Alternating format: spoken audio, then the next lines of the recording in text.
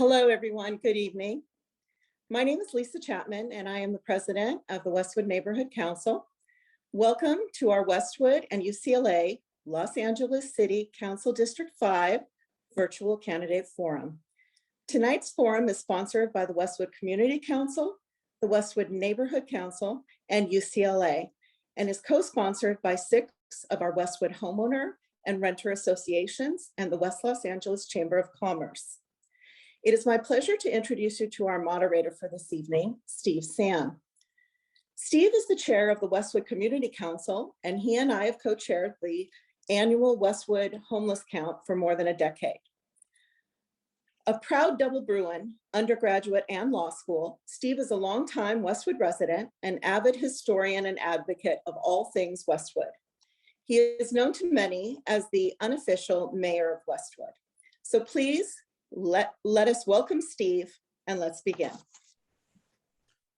Thank you very much, Lisa. That is very kind. And I want to say thank you to our entire planning committee, Lisa, Connie Boukitis, Steve Resnick, and our amazing friends at UCLA Government and Community Relations, Associate Vice Chancellor Jennifer Poulakidis, Duane Muller, Marco Perez, and Carmen Zambrano. We literally could not have done this without them. It has been a total team effort. And special thanks to UCLA for providing the technology and hosting the event on their Zoom platform.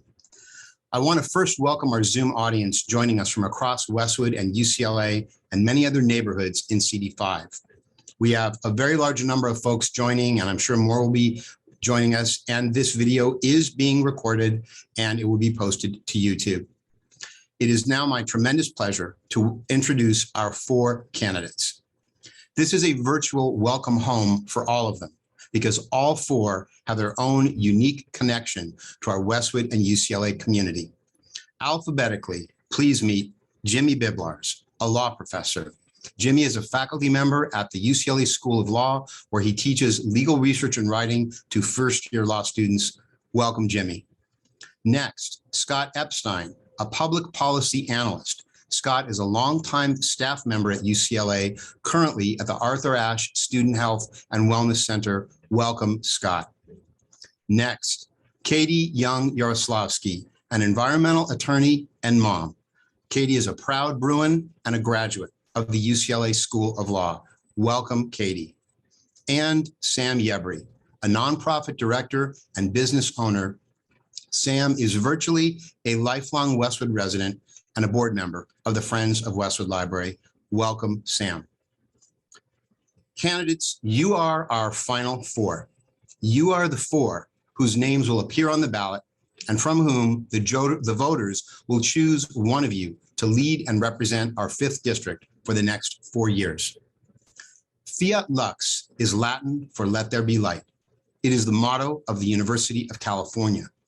In the spirit of Fiat Lux, we hope tonight to shed light on these 4 candidates, on their policies, platforms, and priorities, particularly as they will impact Westwood and UCLA.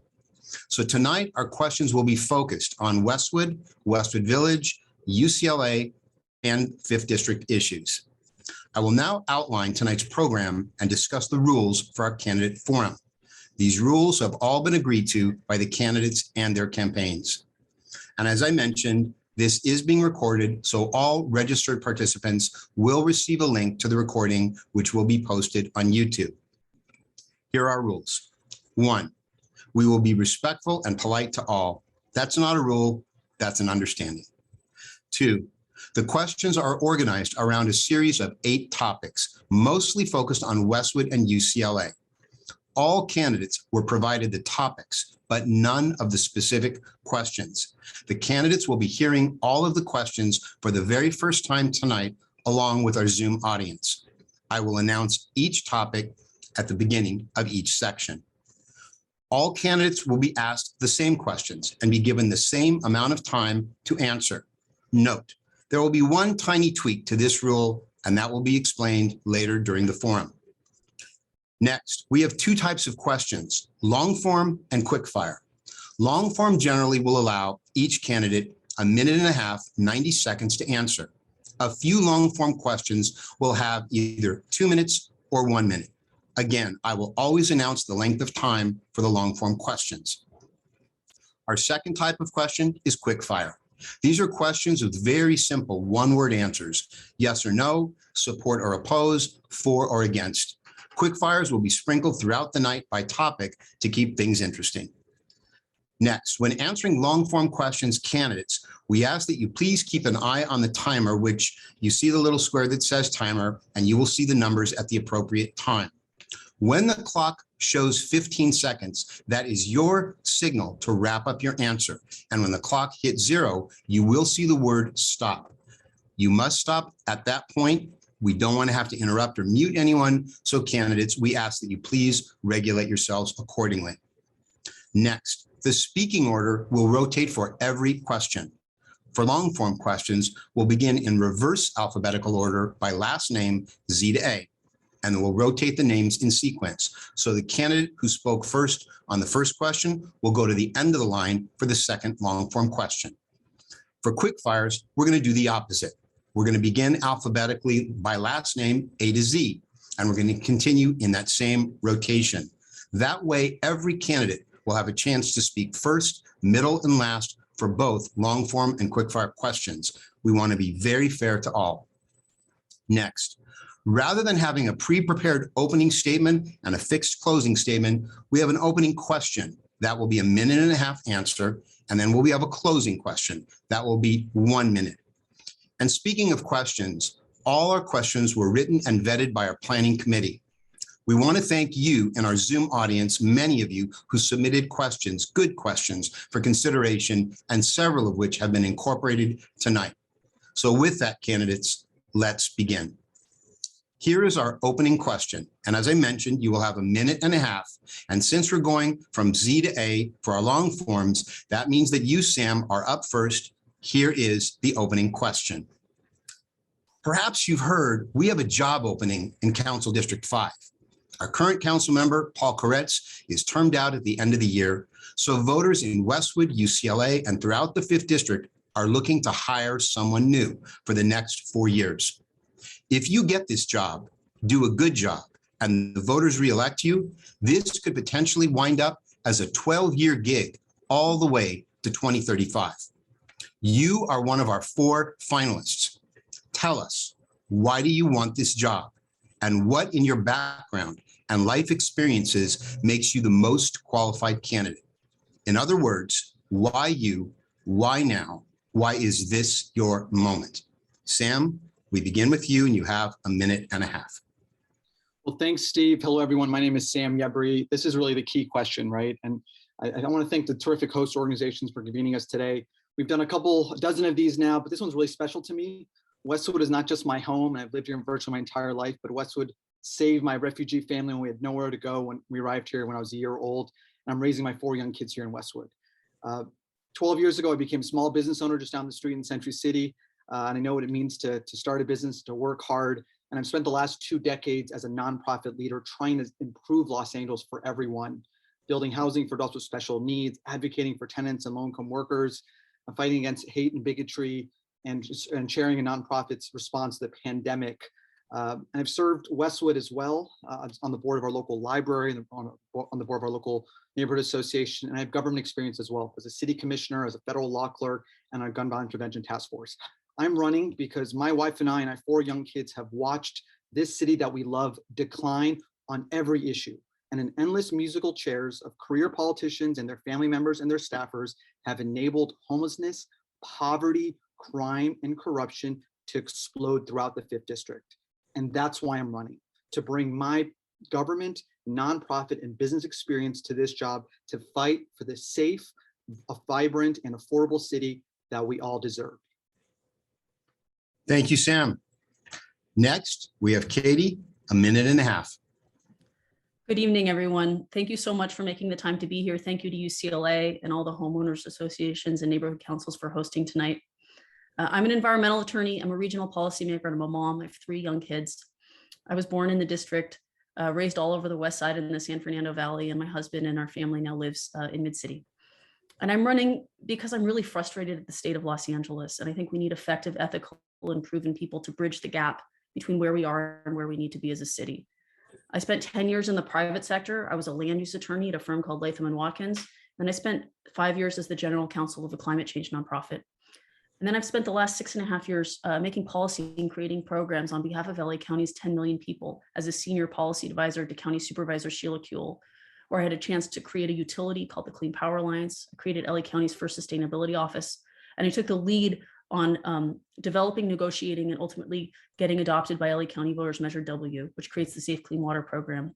I know how to do this work because I've already been doing this work. And I think we need people who can step right in and lead, who know where the money is and how to leverage it, how to create coalitions and problem solve using the tools of government in partnership with communities and neighborhoods.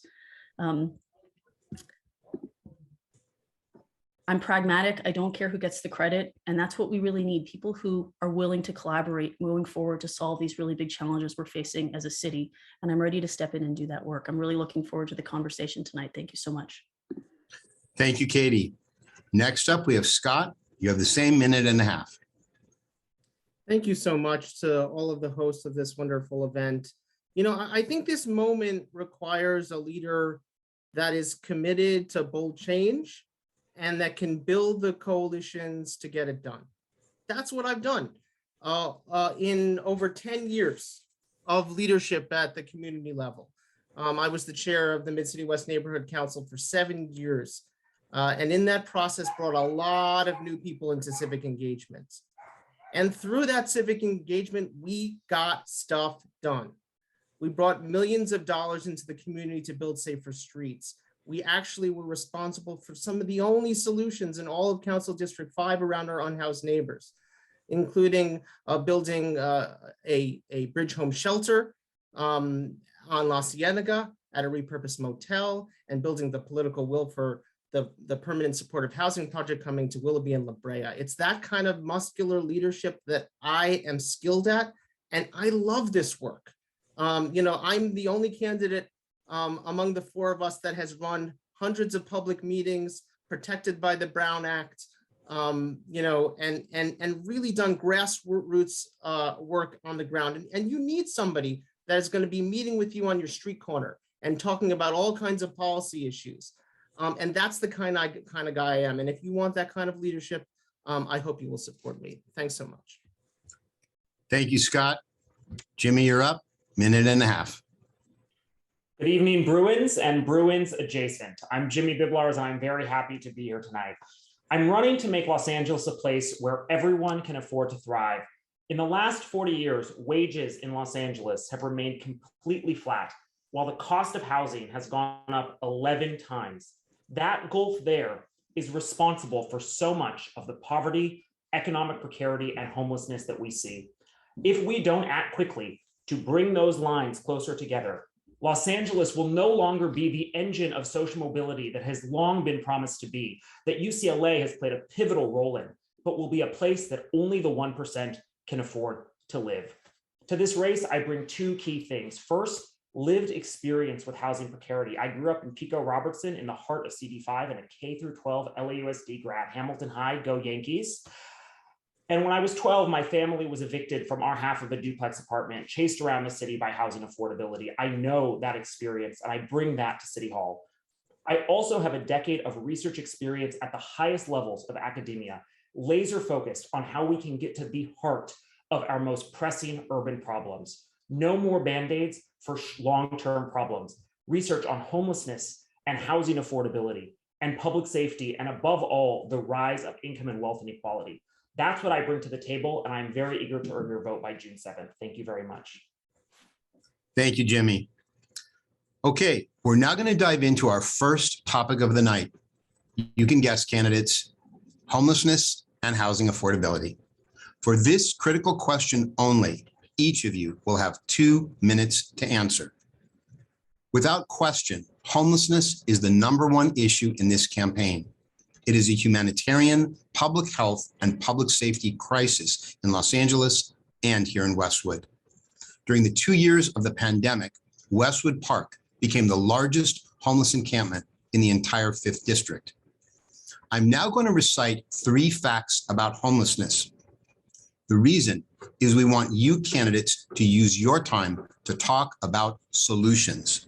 Solutions are what the voters want to hear and need to hear from each of you. Fact 1, According to the most recent point-in-time count, January 2020, there were more than 41,000 individuals in the city of Los Angeles and more than 66,000 homeless individuals in the county. We don't have the numbers yet for 2022, but experts believe they have only gone up. Fact 2. According to a report from the UCLA Luskin School, in a 17-month span during the pandemic, nearly 1,500 individuals died on sidewalks, in alleys, tents, and parking lots of Los Angeles, on average, nearly 5 deaths per day, making Los Angeles the most lethal city in America to be homeless. And fact 3, the city and county of Los Angeles combined are spending more than $1.5 billion annually to address homelessness, only to see the numbers of homeless individuals and encampments grow. So, based on those facts, here is your question. If elected, what specific solutions will you implement beginning day one to reduce homelessness in Westwood, in the Village, and south of Wilshire? How will you help our homeless vets living in tents and students living in their cars? Where will you build housing and what type of housing? How will you address the mental health and addiction aspect of homelessness? And how will you allocate the millions of dollars being spent on homelessness in CD5? Tell us what you will do and what you will not do. And tell us what you will do that you believe the other 3 candidates cannot or will not do. Please be as specific and as solution-oriented as possible. You have 2 minutes, and Katie, we begin with you. So I just got booted off. Can you tell me what the first fact was? I missed it. Sorry. Sure, I'll make it quick. Katie, it's that the point in time count, January 2020, the number's 41,000 homeless individuals in the city and 66,000 in the county, and the fact that we don't have the 22 numbers yet. That was fact 1. Sure. Okay. Thank you so much. This is the most important issue we're facing as a city. And there's no one silver bullet for how we're going to solve these incredibly challenging the situation we're facing on the ground. I think of the work we need to do in terms of 4 big buckets. The first is around prevention. We need to keep people housed in the first place and catch them before they fall into homelessness. So that's catching people upstream.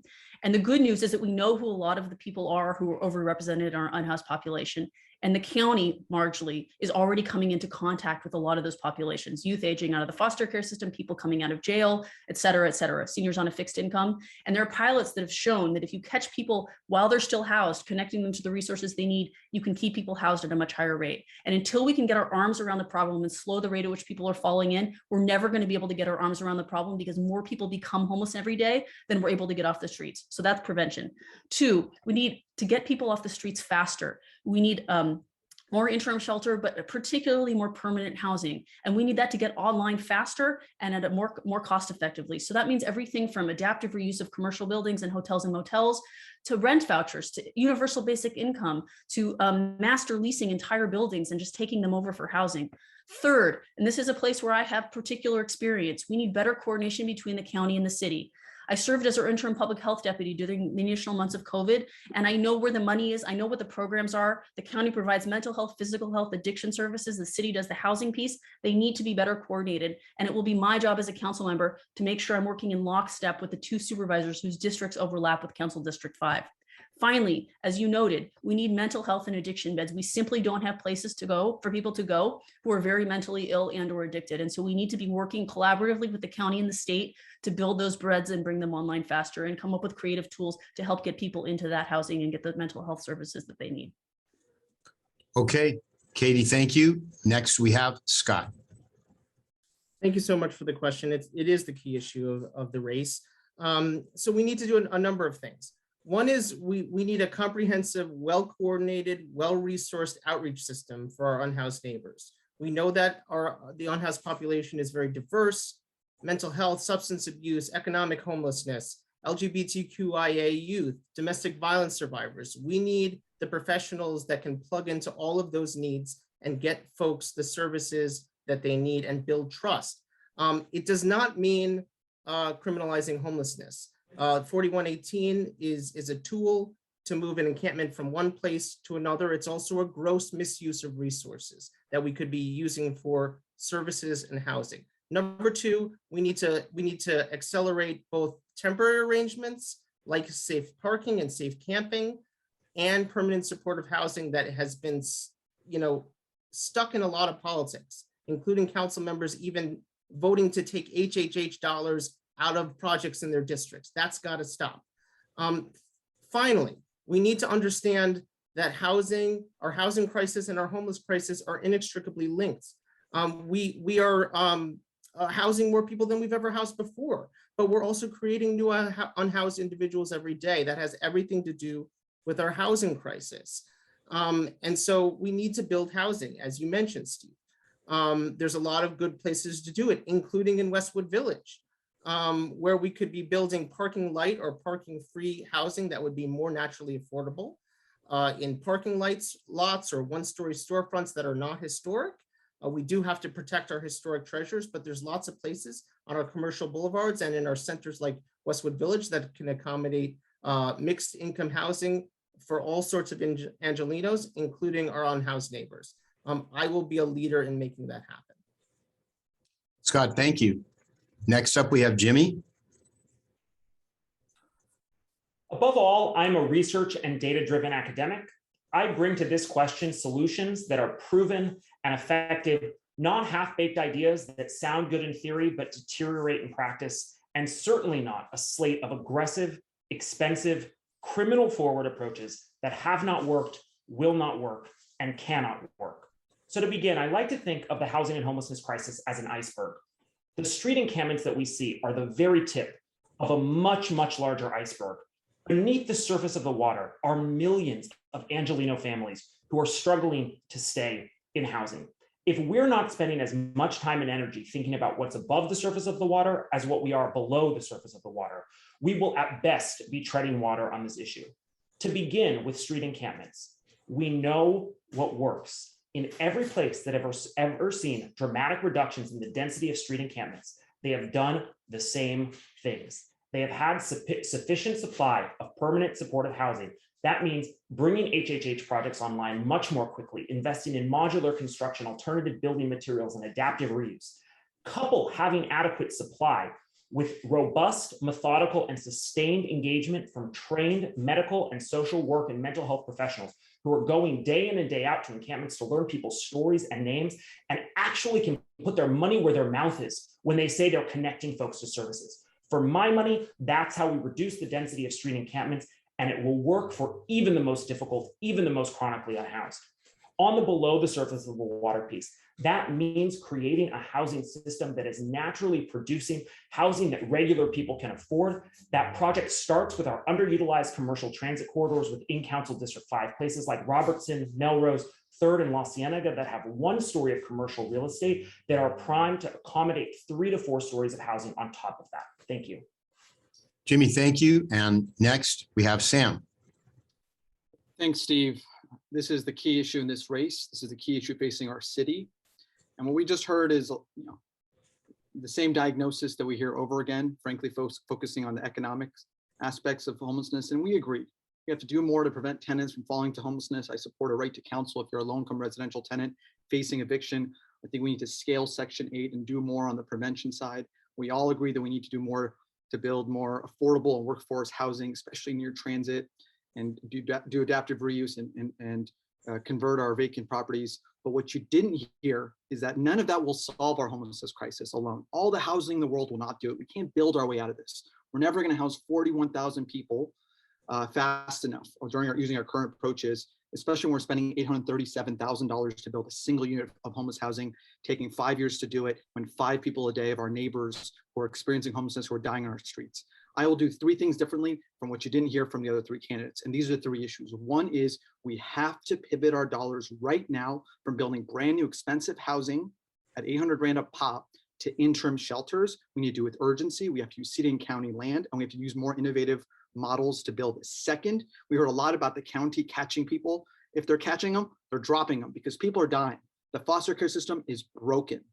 ERs, where people who are experiencing homelessness get the primary medical care, the county's not there to save them. Women experiencing homelessness, the leading cause of homelessness among women, county's failing. So I'm going to be the only candidate here who says, county, you're not doing your job. You're allowing people to die. You're spending $1.5 billion. We need better approaches. And third, while we build shelters and help people with mental health and build those beds, we can no longer allow encampments to grow in the 5th district or throughout Los Angeles. People are dying because of it. And I'm the only candidate in this race who's willing to use every tool available, including anti-camping ordinances, to help transition our neighbors from parks and streets into services and shelter.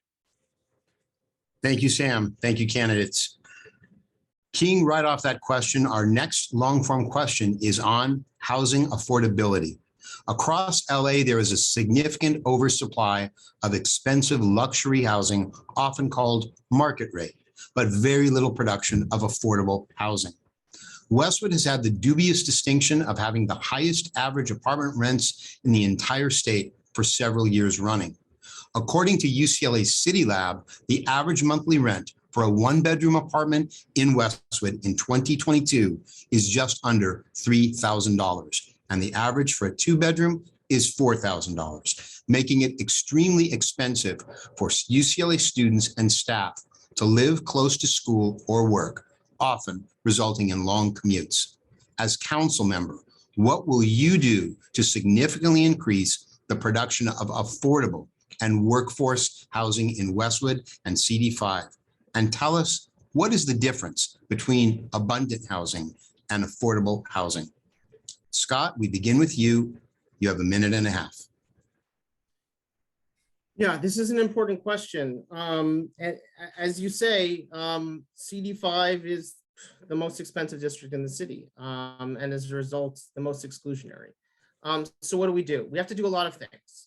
One is we need to, so we have the transit-oriented communities program, which is actually producing more below market rate housing than any other program in the city right now, more than federally funded LIHTC 100% affordable construction, but that is going to be sunsetting when we adopt our community plans. So we have to get together as a community, get these community plans up and running as soon as possible, and make sure that we improve the incentives even more so we can leverage even more below market rate units from the private market. That's one piece.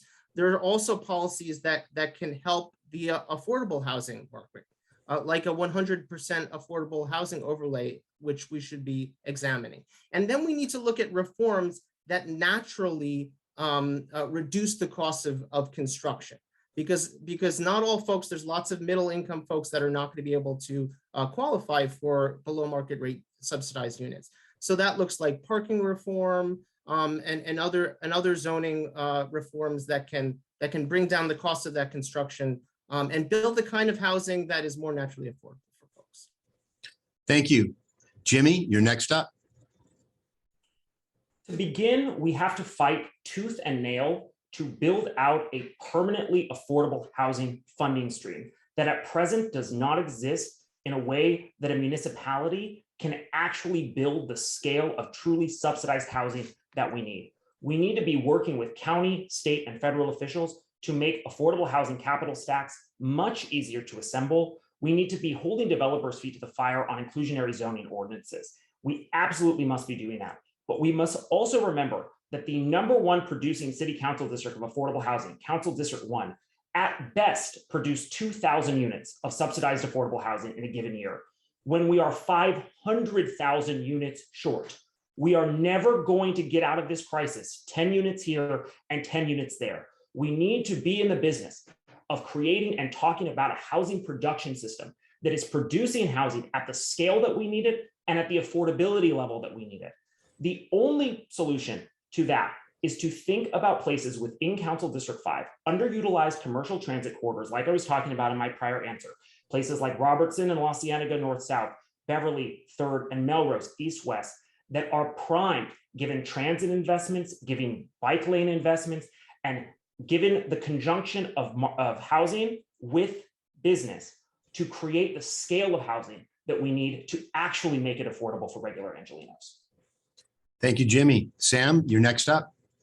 So for decades, Los Angeles has failed to build enough affordable and middle-income housing. And even the TOC program that we've talked about is building in generally 90% brand new expensive luxury housing, 10% that's affordable, and there's no public registry or accountability to make sure people who are low income can actually get access to those units, and that needs to change. Housing costs are crushing families, including the most vulnerable among us. And the problem with affordable housing in Los Angeles is it's just not affordable to build. Land, labor, material costs are at historic highs. And instead of making it easy and fast to build affordable housing, the city and the county and the state create a complicated maze of funding sources, which leads to carrying costs and the need to hire lawyers and lobbyists, and it drowns projects. I serve as a board member of a nonprofit that builds housing for adults with special needs in CD5. We're building a transformative 64-unit mixed-use, mixed-income housing project right here on Pico. We just broke ground, and it took us 3 years to go roughly to go through the entitlement process. That has to change. So I'm going to focus on preserving naturally occurring rent-controlled units, acquiring at lower price points affordable units, and then building affordable housing where they belong on transit corridors and doing it faster. We need to streamline these projects. They cannot wait in line and languish behind luxury projects. And as a council member, I'm going to fight to make sure these projects also build workforce housing, because that's what's really missing, so that our teachers and our nonprofit leaders and folks in our community who serve and work in our great businesses can live near their jobs and don't have to drive an hour, which is a huge environmental mandate is on us as well. Thank you. And Katie? So Steve, you talked about differentiating between abundant housing and affordable housing, and I think that's really important. We need more housing at price points that Angelenos can actually afford. And we need to be building it near where people work and near the transportation that people who live in that housing are actually going to use. So in CD5, that includes Westwood Village, because UCLA and Westwood are one of our largest job centers. I graduated from UCLA Law School in 2005, and I'm still paying off my law school loans. And those loans are primarily comprised of housing costs. And so I could walk to campus. It was important to me, but I'm going to be paying them off until I'm 60 years old. I think as a former land use attorney, I think it's really important that we update our community plans and decide together as communities where we're going to put that affordable and workforce housing, and then to champion and help fund it. And I know how to bring resources from the state and feds to these local projects to buy down affordability, to make otherwise mostly market rate projects affordable. We also need to be doing things like master leasing existing buildings that are already built that we can bring online faster, partnering with the county and the state to buy down affordability there too, setting them aside for affordable and workforce housing, rent subsidies. These are all ways to get otherwise market rate housing online faster. As a renter myself, I also think we need to work hard with our state partners to expand rent control, to afford rental protections to all housing, not just some subset of rental stock. Rent is often folks' largest monthly expense, and everyone needs certainty in household budgeting with regard to such a big expense. I also, Katie, I'm so sorry. We're at the stop point. I know we can talk about this a very long time. We're going to still talk about some issues. These are some quick fires on homelessness and housing affordability. Let's get right into it. And Jimmy, you'll be up because we're now going A to Z. Here it is, the first one. LAMC Section 4118 became law last fall when the City Council approved it 13-2. This ordinance allows a council member, upon City Council approval and after outreach and an offer of both housing and services, to create a buffer zone that prohibits sitting, sleeping, lying, storing personal belongings up to 500 feet of sensitive uses, which include schools, parks, and libraries. If you had been our council member last fall, how would you have voted on 4118? For or against? Jimmy? Against. Scott? Against. Katie? Katie, I think you're muted. for with street engagement. Okay, and Sam? For. Okay, next quickfire. Regardless of whether you were for or against 4118, it is now the law of the land in Los Angeles. So if a homeless encampment developed on the sidewalk in front of Fairburn Avenue Elementary or Emerson or Carthay, would you ever use 4118 to establish a buffer zone around the school so the children, teachers, and parents could go to and from school safely? Yes or no? And we're going to start with you, Scott. No, because there's other tools we can use. Okay, these are one-word answers, but well, okay, that's a no. Katie? Yes, after street engagement. Sam? Yes, absolutely. Jimmy? No, it'll pop up at another family's school. Okay. Our last quickfire question in this section, there's a proposed ballot measure that would impose a new 4% tax on real estate transactions above $5 million, rising to 5.5% for transactions above $10 million.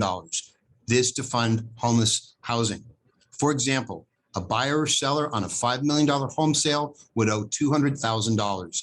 Do you support this new tax? Yes or no? And we begin with Katie. I don't know yet. I'm still waiting for details. Okay, that's an I don't know. Okay. Sam, Oppose. Jimmy, Support.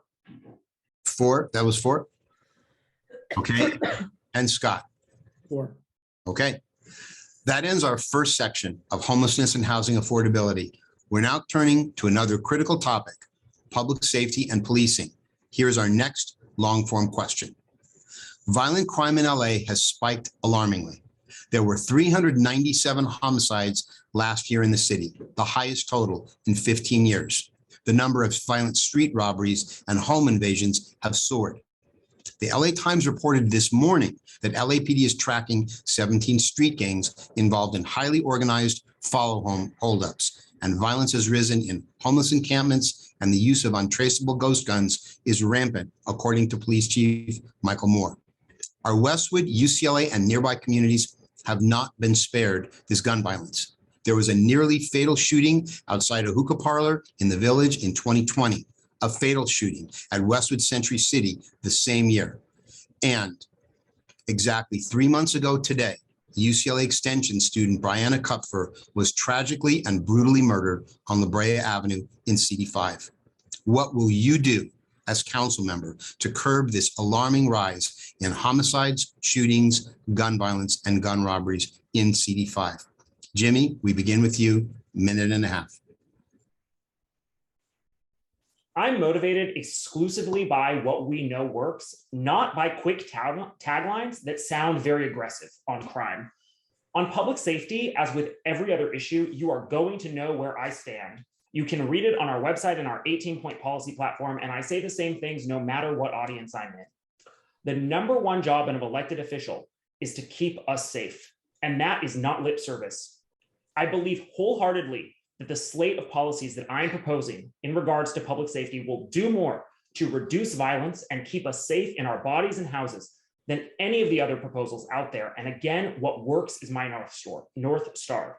So to that end, it's about proactively investing in crime prevention, particularly getting guns off our streets.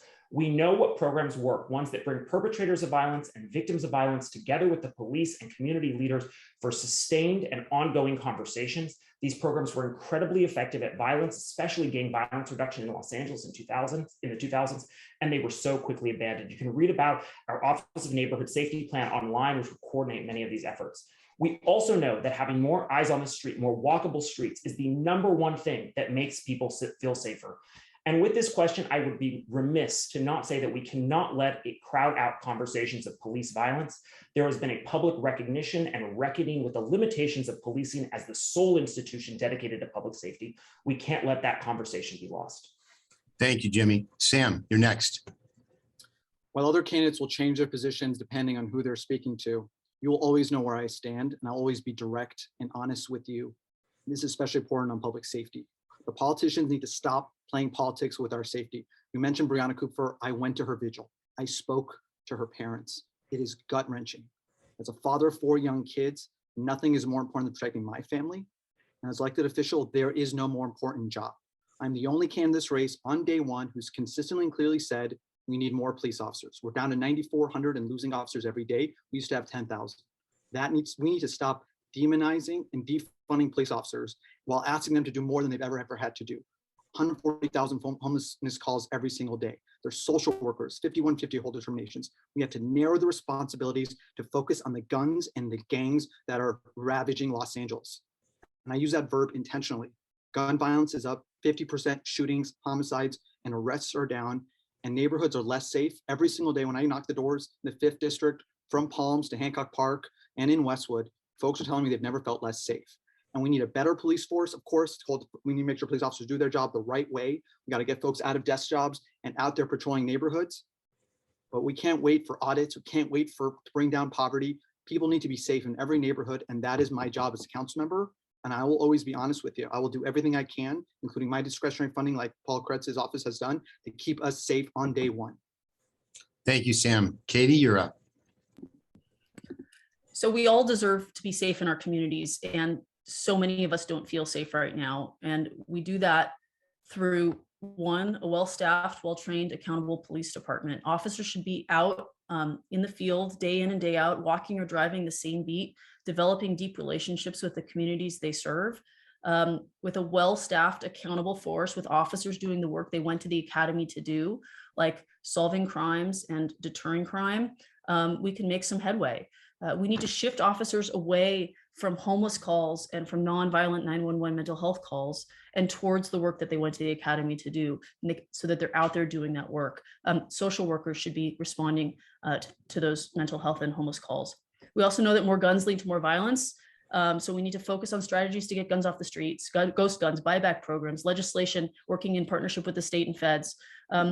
In the short, middle, and long term, we also need to be investing in the communities of Los Angeles, all of them, providing pipelines into good paying jobs, solid public education, job training, affordable housing, providing high quality preschool and childcare. This is how you create truly healthy, sustainable communities. And we need to be doing both at the same time. This is not an either or proposition. We need to be investing in communities to create long-term safety and stability, while also making sure we have a well-funded, well-trained, and accountable police department. I'm committed to doing both of those things at the same time.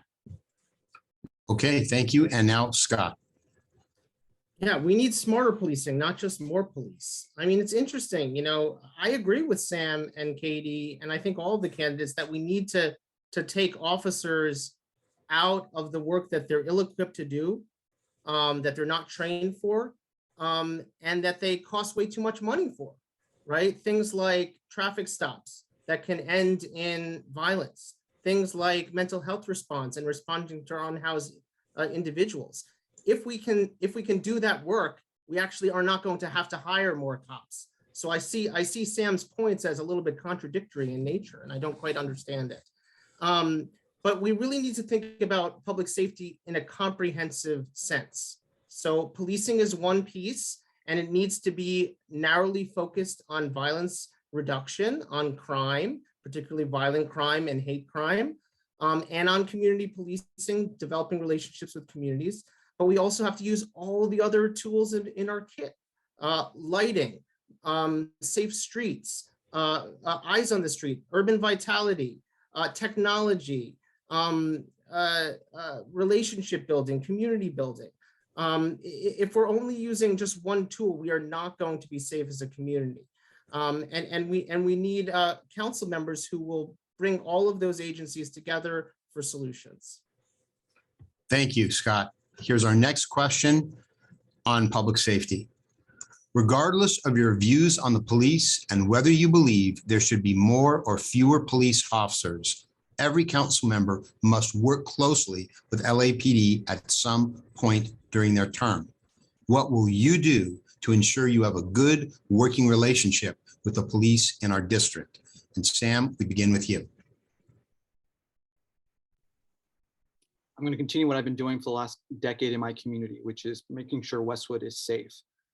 I have 4 small kids, so nothing's more important to me than public safety. I went through LAPD's Citizens Academy in 2018, so I can understand how our city's police department operates. I have relationships from the ground level, the senior lead officer level, up to senior brass.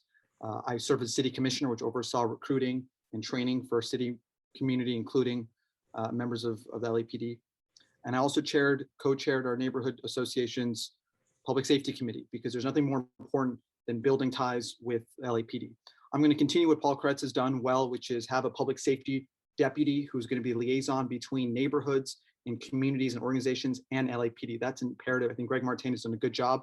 I'm going to continue that. I'm also going to make sure that we invest in neighborhood collaboration. We need neighborhood watches. Last night, the Century Glen community, I was pleased to speak to that neighborhood association, and they're building a neighborhood watch. And I'm going to make sure that those things get supported throughout the community. I'll use discretionary funding throughout the city to focus on public safety. That's where I'm going to use our tax dollars and making sure every neighborhood gets the resources it needs. And I also believe in technology.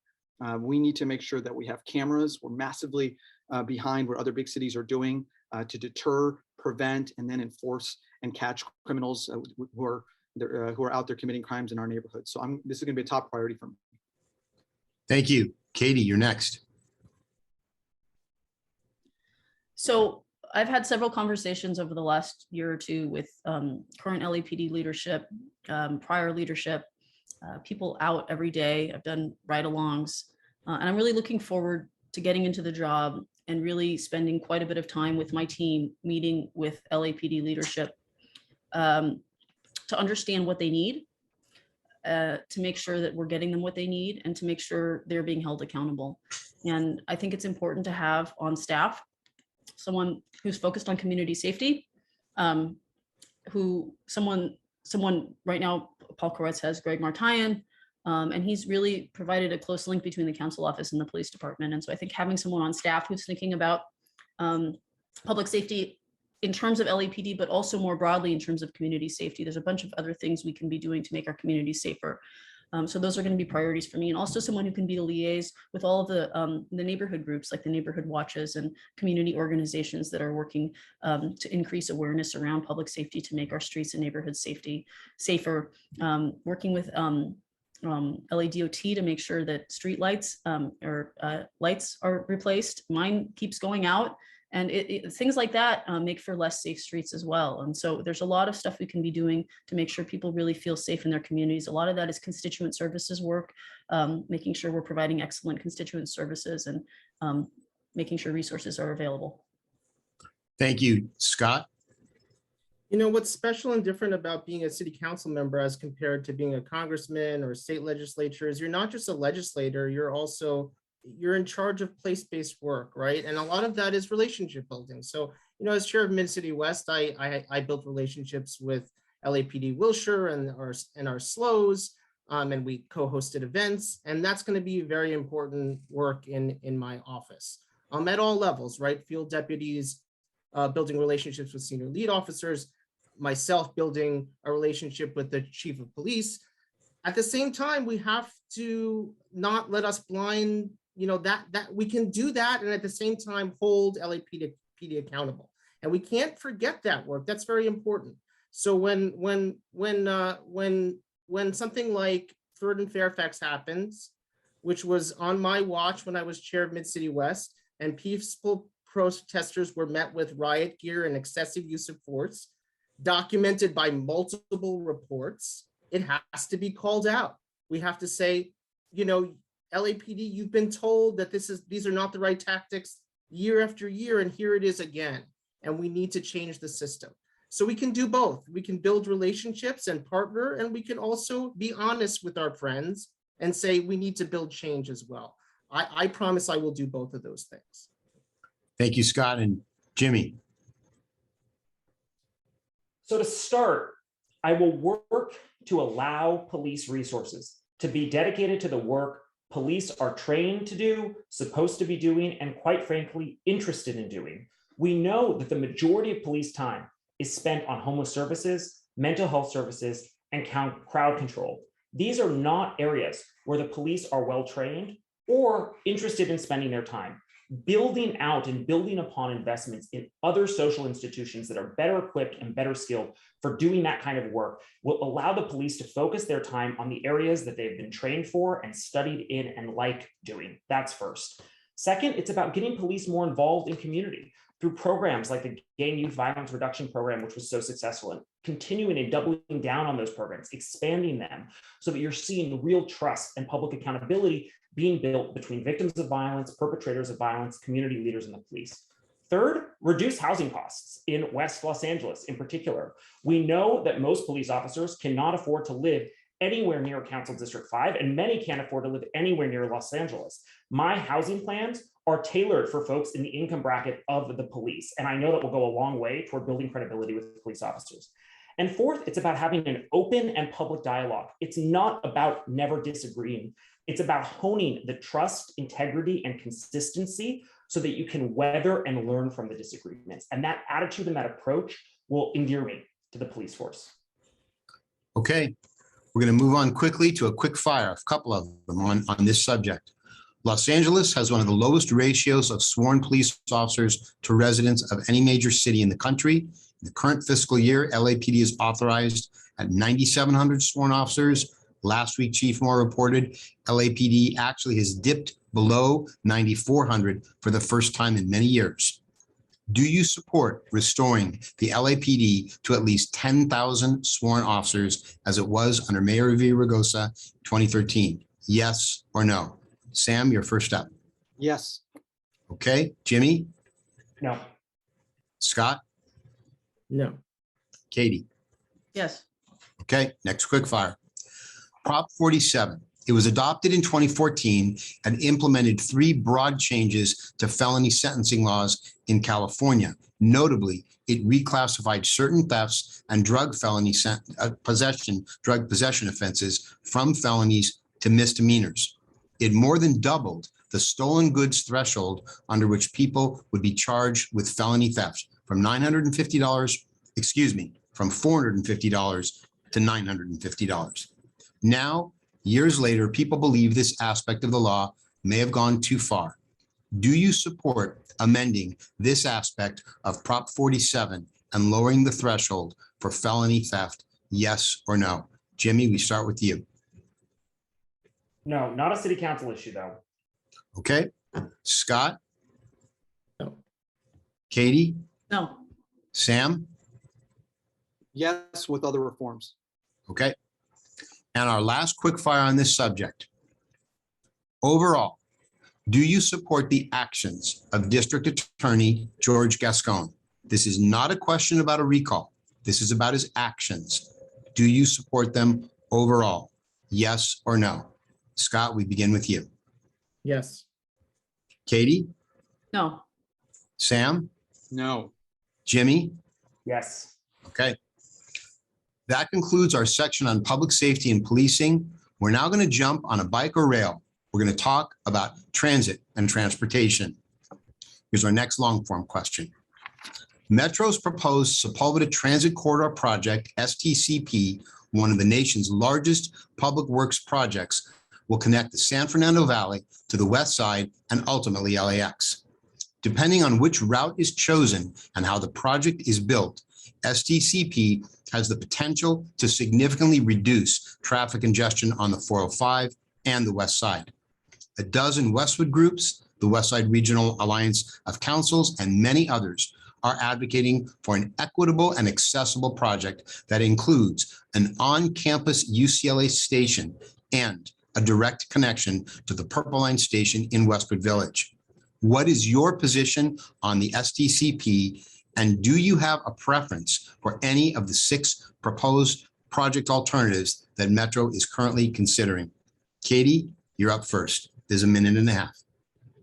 Yeah, so I think this is going to be one of those transformative infrastructure projects that is so deeply needed. And having grown up on both the west side and the San Fernando Valley, I think it's going to be transformative. I'm waiting to see what the environmental review process shows in terms of trade-offs, because I think we'll learn a lot about length of time, cost of construction, environmental impacts, and the like from that process. So I'm going to wait until I see, what it shows. But I agree that we absolutely need a station on campus, and we need a direct link to the Purple Line, no matter which technology is chosen or which route. So I'm committed to that for sure. All of the options have trade-offs, right?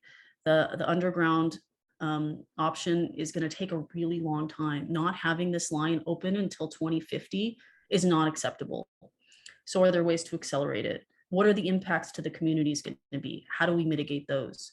The monorail option has its own drawbacks, right? It's a technology that doesn't connect well to the rest of the system. It's not going to be a pleasant experience for riders. It's going to potentially add time to the trip.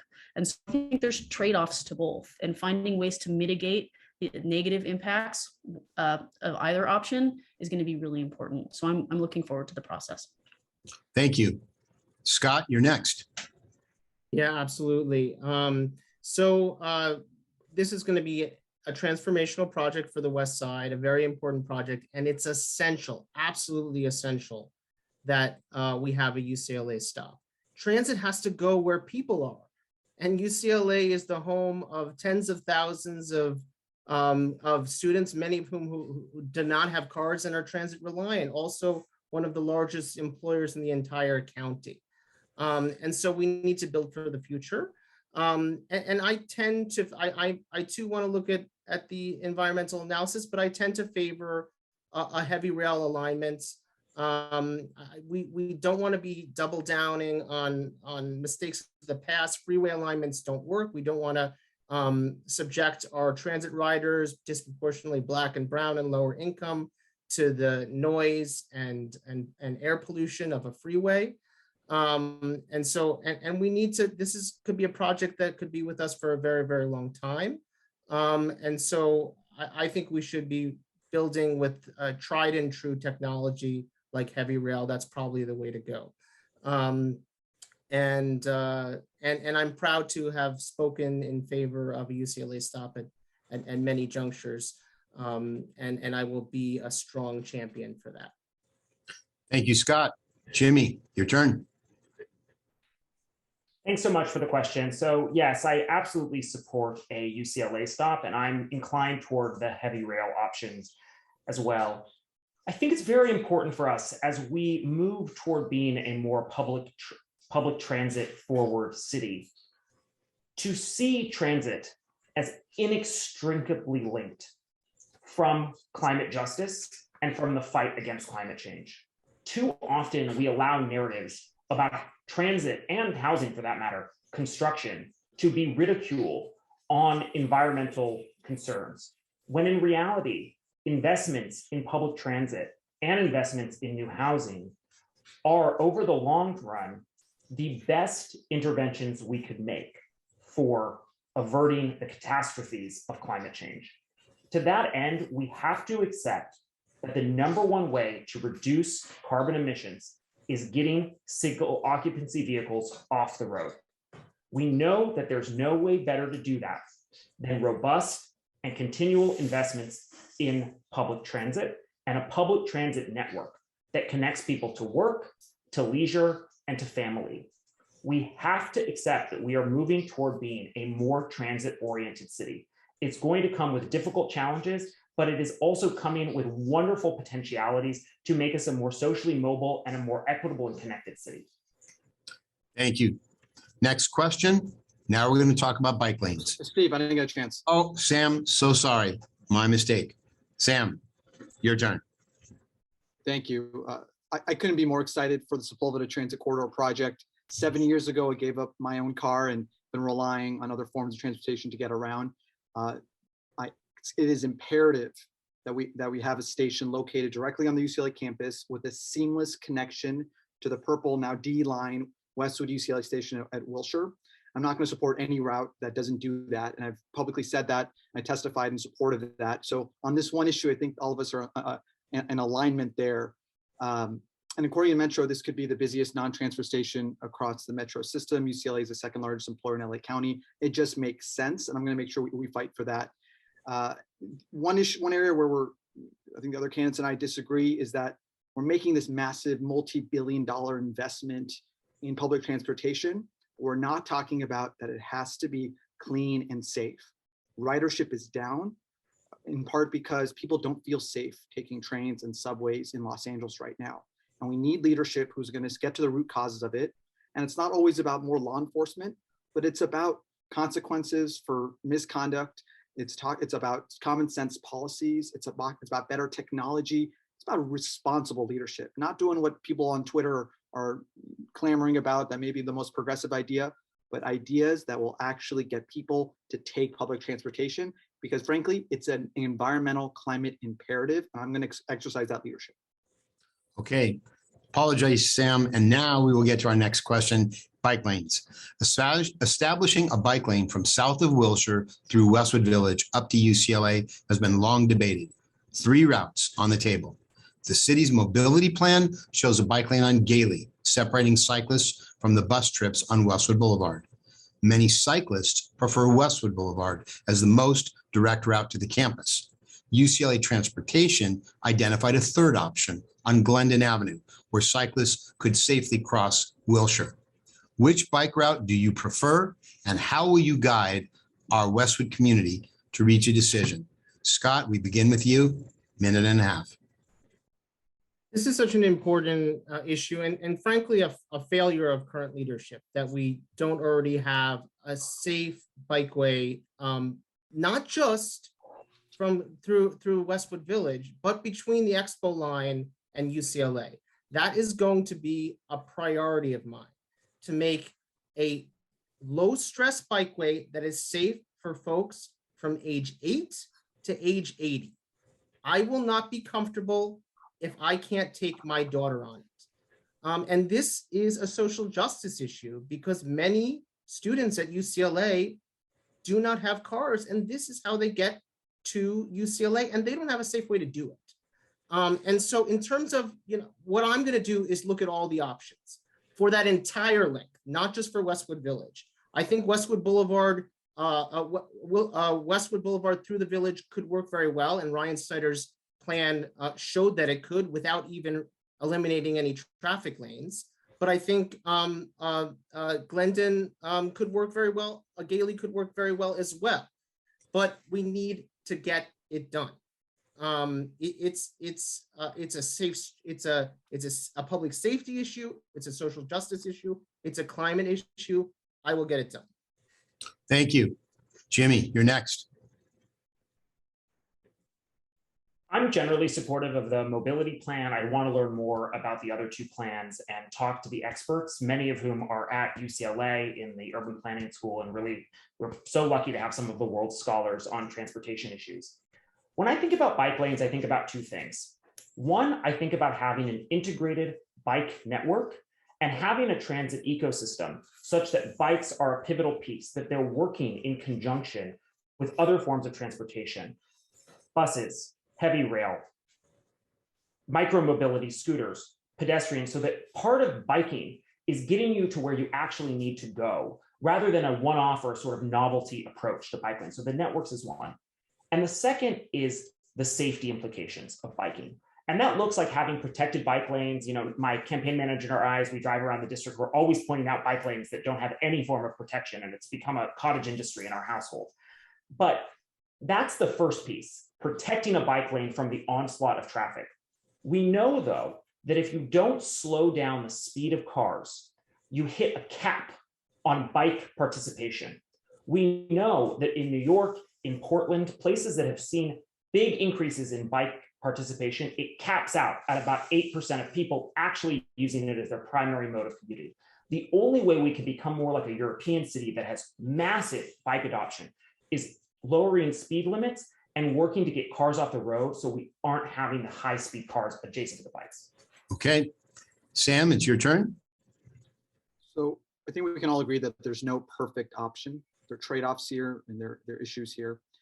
And as a result, we don't have that bike lane, right? That's something that many in the community want, but we have to get it right. And there's different types of leadership on issues like bike lanes. There are council members who will come in with an agenda and jam it through regardless of what the neighborhood wants. And then there's also the approach of, let's just punt the ball down the field, someone else will figure it out and just not get it done. So my approach will be to bring the stakeholders, not just the experts, the academics don't have to live, but the people who have to live with this, right? The neighbors, the local businesses, the community there's a lot of buses on Westwood, and of course the cyclists, the students, UCLA. Let's get them in a room. And I professionally, I'm both a litigator, so I have gone to war for my clients against some of the biggest corporations in the world to trial. I'm also a mediator. I know how to bring people together to listen, to find shared values and compromise. And we're going to find maybe not the perfect option, but the option that'll work, and we will get it done, because we all know that we have to extend, create a bike lane from the Expo line to now this D line that's at Westwood and Wilshire, Gailey and Wilshire. There's something like 400 bike parking spots there. People want to bike to the station. They want to bike to campus, to their jobs. This is something that I'm going to get done, but I'm going to do it with the community's involvement, because the community will have to live with this and will have to use it. Okay, thank you, Sam. Katie, you're up.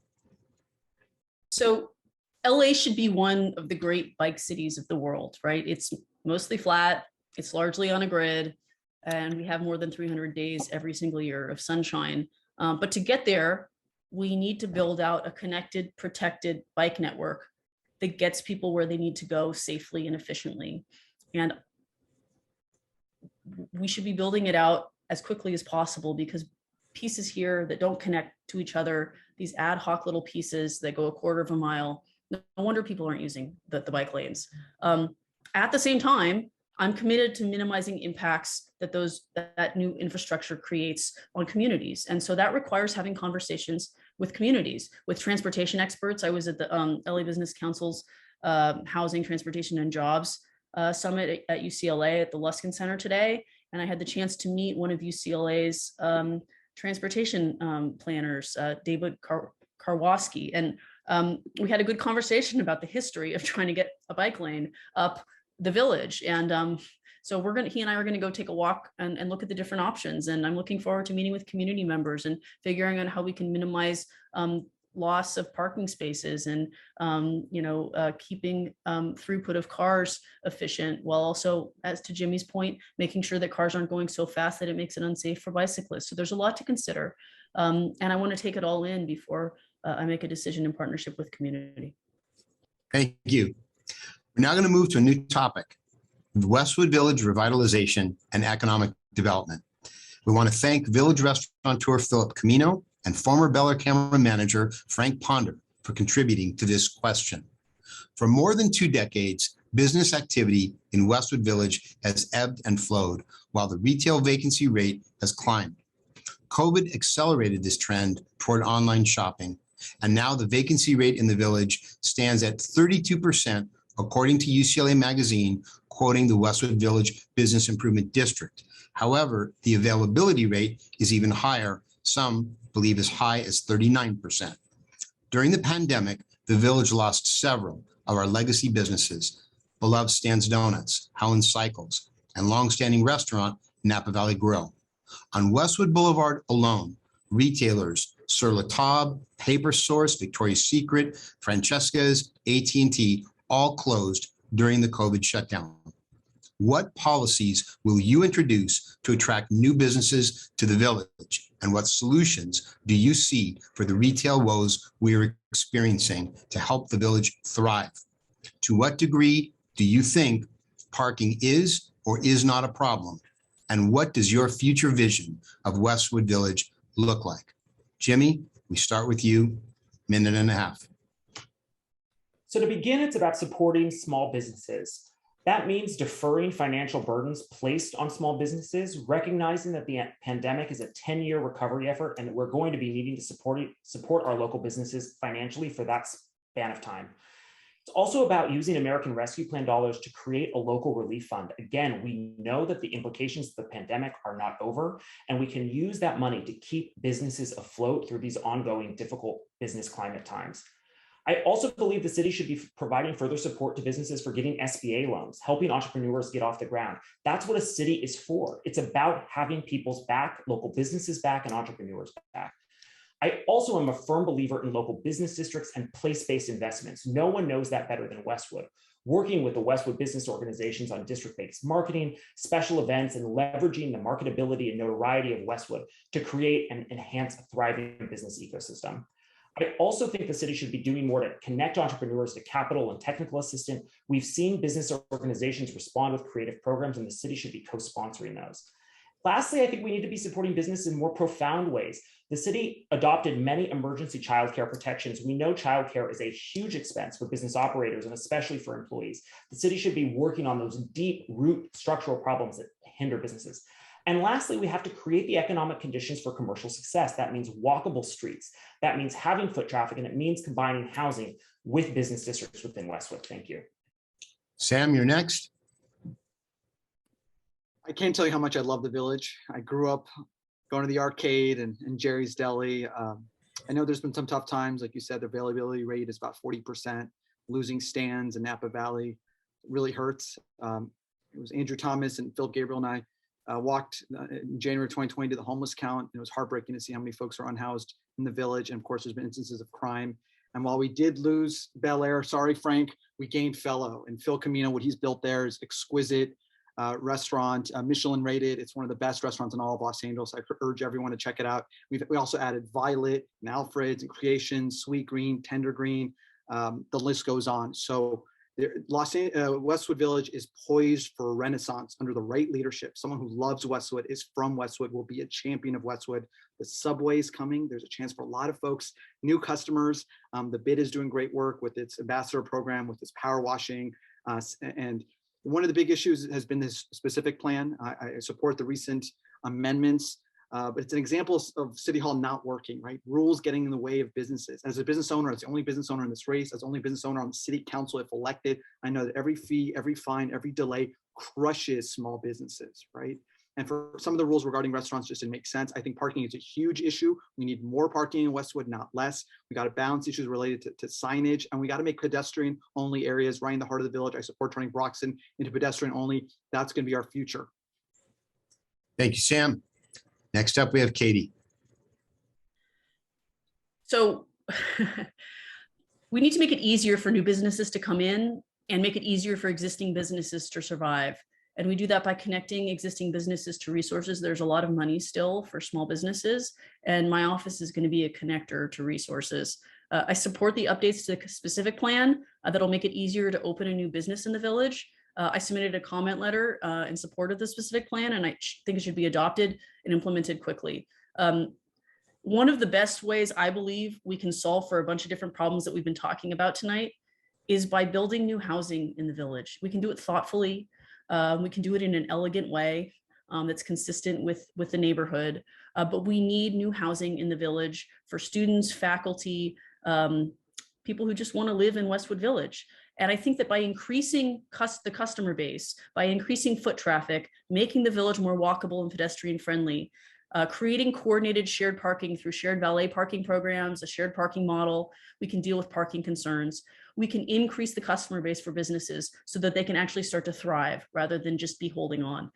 Finally, we have a bunch of property owners who aren't incentivized to bring on new tenants, and we need to bring them to the table. I'm committed to bringing these property owners to the table who have had vacant buildings for years. There are buildings that are vacant in the village that were vacant when I graduated from UCLA Law School in 2005, no joke. And I'm committed to bringing them in and figuring out how to push or pull them to rent out. So there's a bunch of work to do. And as a land use lawyer, I know how to do that work. Katie, I'm so sorry. I'm so sorry.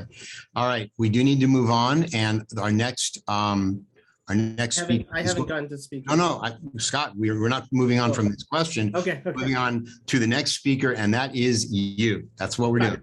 Thank you. Okay. UCLA, Westwood Village is an amazing place. In a city of commercial corridors, it's one of the only places in the whole city with a 360-degree urban environment. And so it's very special.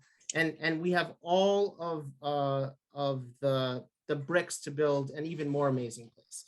So what do we do? First of all, we need to make it much easier for businesses to begin and thrive. You know, it's pretty, you know, a large corporate business like Cheesecake Factory can get through the labyrinthine expediting process, but you know, a small minority-owned or women-owned enterprise has a much harder time. And so we need to flip the script on that and get our city to help businesses get through that pipeline. And then we need to build amazing public space in Westwood Village. So the plaza is something that I've long been excited about, and we need more of that. More space for pedestrians to gather, to thrive, to dine, and more transportation like bike lanes to get folks there. And then finally, we need to build more housing in the village. I agree strongly with Katie on this.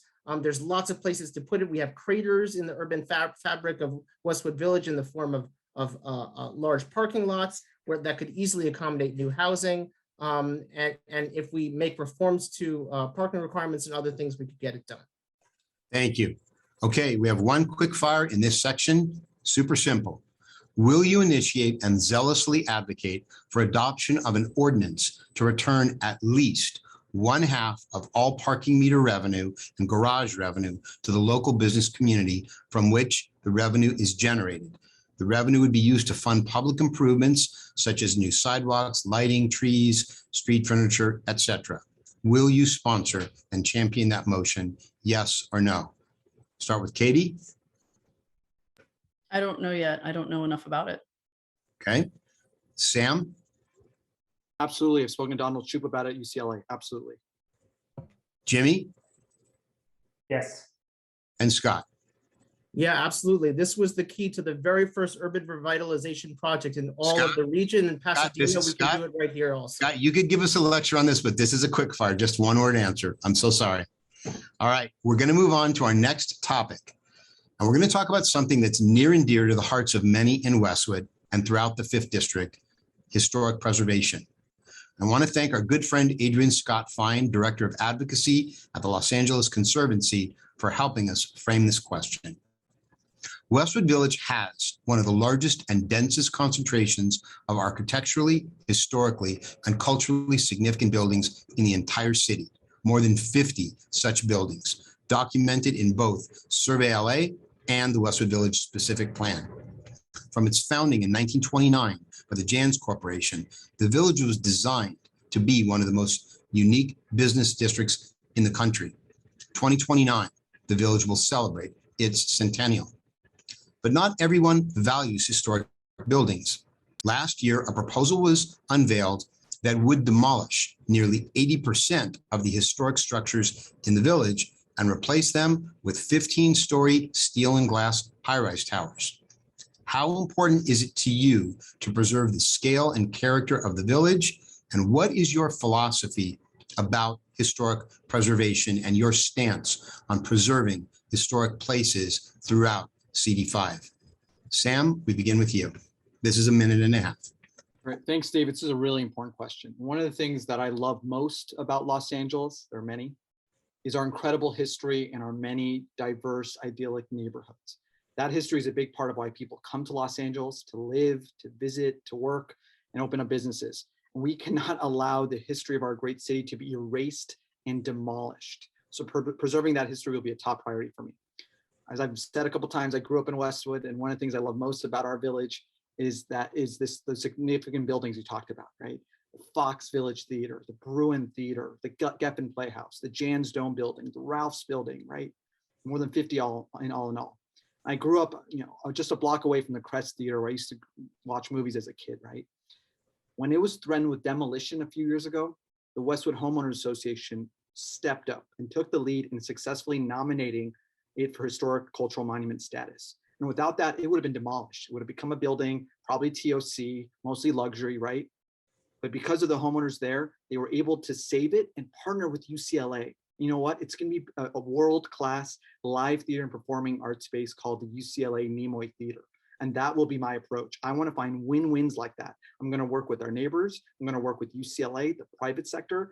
I'm going to work really closely with those of the Conservancy and groups like the Art Deco Society, the Hollywood Heritage, California Preservation Foundation, our friends a little bit east of us, Save Beverly, Fairfax, to save wonderful neighborhoods and buildings like that. Katie, you're next. So LA has an incredibly rich history, and that includes our architectural history. I live in a duplex in South Carthay, which is an HPOZ around the corner from the eightplex where my grandparents first lived when they were married back in the 40s. And I imagine it looks much like it did before. And so there's a lot worth preserving and saving. And there are so many neighborhoods across Council District 5 that are historic and need to be preserved and taken care of. And that includes the village. At the same time, I think we need to be making progress on solving the really serious challenges we're facing. We spent the first half of this panel talking about homelessness and housing affordability and putting our housing near our job centers and transportation hubs. And so I think that there's an incredible opportunity to be really thoughtful in partnership with community and preservationists to figure out how we do both. I don't support bulldozing 80% of the historic buildings in the village and putting up 15, 20-story high-rise steel and glass buildings. That's not thoughtful. Steve, we spent time walking around the village and looking at some of these projects that have gone in that go in seamlessly. Elegant density is what we need to be doing. And it requires perhaps a little bit more time, but I think there's a way to streamline these processes, really have thoughtful community input, and start to build some of the housing that we know we really need to bring costs down, to bring rents down in the village so that people aren't saddled with huge amounts of debt for 20, 30 years after graduating from UCLA or taking a job at UCLA from across the country. Thank you. Scott, your turn. Yeah, so I'm a strong believer in historic preservation. As chair of Mid-City West Neighborhood Council, I was proud to be involved in historic preservation efforts, including Norm's Diner on La Cienega, Johnny's Googie Diner at Wilshire and Fairfax, and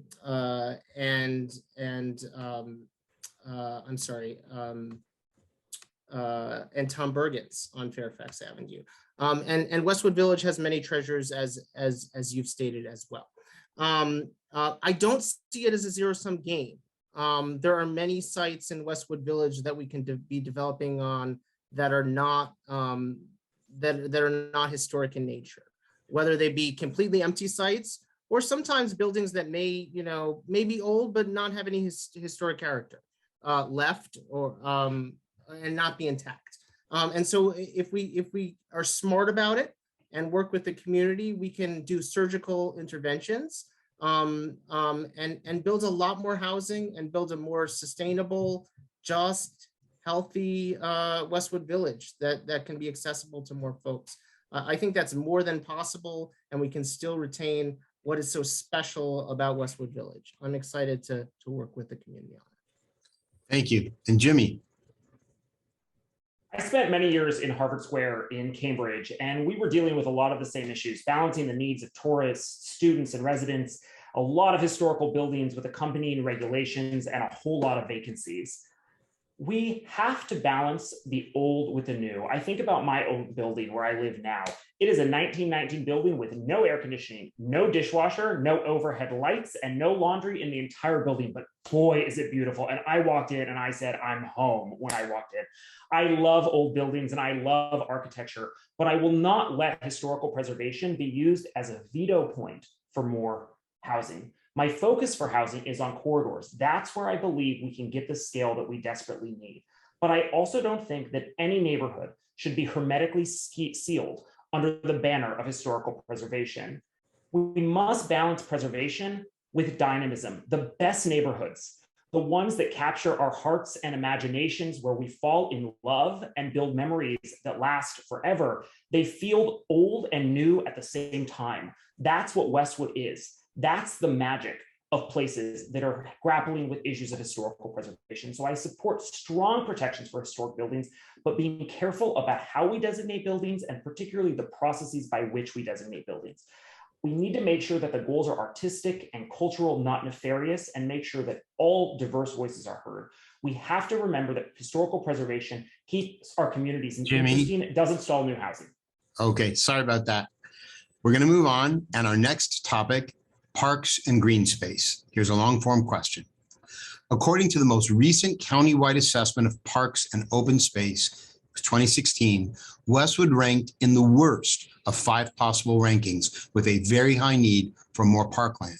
Westwood Park, our largest, is less than 27 acres. All combined, our 3 parks in Westwood, only 35.5 acres. Comparison, Elysian Park, 500 acres. Sepulveda Basin, 2,000 acres, and Griffith Park, over 4,000.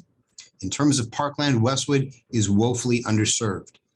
As Westwood continues to densify with taller, bulkier, transit-oriented community or TOC projects, and as UCLA adds more student housing, how and where are you going to acquire more parkland, open space, and recreational space for Westwood? Katie, it's your turn, minute and a half. Awesome, thank you. So I spent 3 years developing Measure W, which was adopted by voters in 2018. It creates a funding stream of $1 billion every 3.5 years for stormwater capture, new parks, and open space. And so there's a lot of money right now to be building these beautiful open spaces in our communities. And I'm looking forward to partnering with the county to bring those resources to CD5, because as to date, there's no projects in Council District 5, and there should be. I think one of the best opportunities for creating captured, sort of taken back open space is through partnerships with our schools. The cool thing about schools is that they're evenly distributed across the city. Every neighborhood, for the most part, has one that you can walk to. People can walk to their local elementary school, and that's on purpose, right? Most of our public elementary schools have a lot of asphalt. There's not a lot of shade.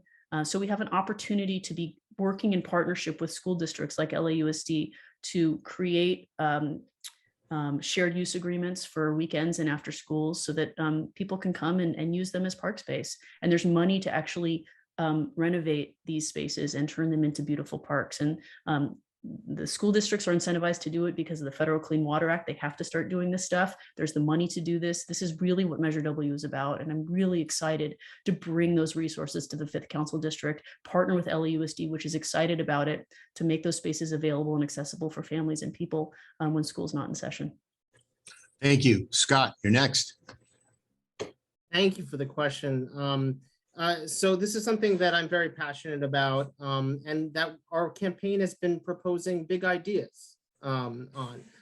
So I'll share one of our big ideas. I think we need to be creative in order to get the public space we need. We need to look at schools, like Katie mentioned, and also our streets. So my idea is transforming Santa Monica Boulevard through Westwood, from Century City to the 405, which is really like a highway, and is flanked by multifamily housing on both sides of the street that have zero access to services like parks or libraries. We could transform that corridor into a busway and a bikeway, but it's even wide enough to have a world-class linear park, something to rival the High Line in New York City or Las Ramblas in Barcelona. And we could engage folks that live in those communities in deciding what are the assets that are going to be on your block. Is it going to be a playground?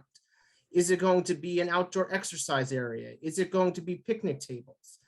This is the kind of work that's being done in the great cities of the world like Barcelona that are reclaiming their space for people. And I want to bring it here to Westwood and CD5. Thank you, Scott. Jimmy? So I grew up in the Pico Robertson neighborhood, 1 block south of Pico. And as I think I mentioned, I lived in a little duplex apartment, and our neighbors at the time were our best friends for many years. We did not have a backyard. There were 2 adjoining units, and there was a patch of asphalt between the 2 units. And we called it the middle. And we'd call our friends from the next door. We'd say, hey, want to go meet in the middle? Because we didn't have a park and we didn't have a backyard. Most Angelenos do not have backyards. Most children in our city do not have private recreational space. And most of them also cannot walk to a park. Children from all backgrounds deserve recreational space that is vibrant and welcoming to them. I looked at places that have really made inroads in improving their green space in an equitable way. San Francisco had the political courage to interrogate its future, to say, we do not want to be a city that is as reliant on cars. We're going to look to underutilize freeway on-ramps and off-ramps, see which ones that we can convert into small parks. If you walk around San Francisco now, you can't walk 1,000 feet without running into one of these parklets. They're an amazing treasure, and they're naturally integrated into the urban form, and they've made the city so much vibrant, giving so many more children access to green space. I also believe that the housing initiatives I talked about, the remodeling our streets and to have wide pedestrian plazas that adjoin housing and commercial businesses can get us 30 million feet of green outdoor space. It's a tremendously transformative project. Thank you, Jimmy. And now we have Sam.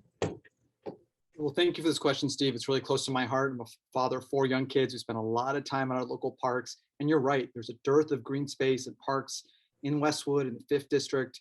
In fact, Los Angeles ranks 71st among major cities in the United States, with only 13% of our land designated for parks. And like you said, a recent LA City report gave Westwood a failing grade, 3 parks for 60,000 people. That's not okay.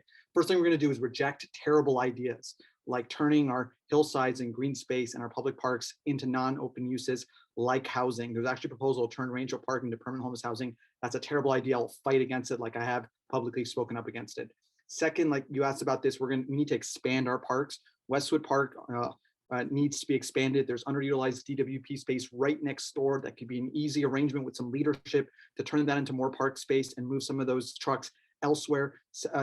Third, we need to improve our public parks. There's millions of Quimby dollars that are available to improve Rancho Park, improve Pan Pacific Park, the fields, the grass, the lighting, antiquated. That's not okay for the greatest city in the world, right? Fourth, we need more pocket parks and green space. I love the little park on Glendon, Wellworth, where I grew up, just a block down the street. I've spoken to leaders throughout the 5th District, including Stacy Scher down the street in Palms. We're going to put a pocket park either in Venice or Bagley. We're going to find places for that. And then we need more trees. They provide shade, they cool the air, they reduce energy bills, and they enhance the quality of life of every neighborhood. We need more trees everywhere in the 5th District. Okay, thank you so much. And we're going to jump to a quick fire on this topic of parkland. Do you support proposed state legislation that would strip the open space designation as well as CEQA protection from public golf courses, allowing them to be developed possibly into high-density housing? If adopted, this bill would directly affect Westwood, including the Pony Golf Course at Holmby Park, as well as nearby Rancho Park Golf Course, the most heavily used municipal golf course in the country and one of the only large green spaces open to the public on the west side. Yes or no? Sam? Categorically oppose it. Jimmy? No.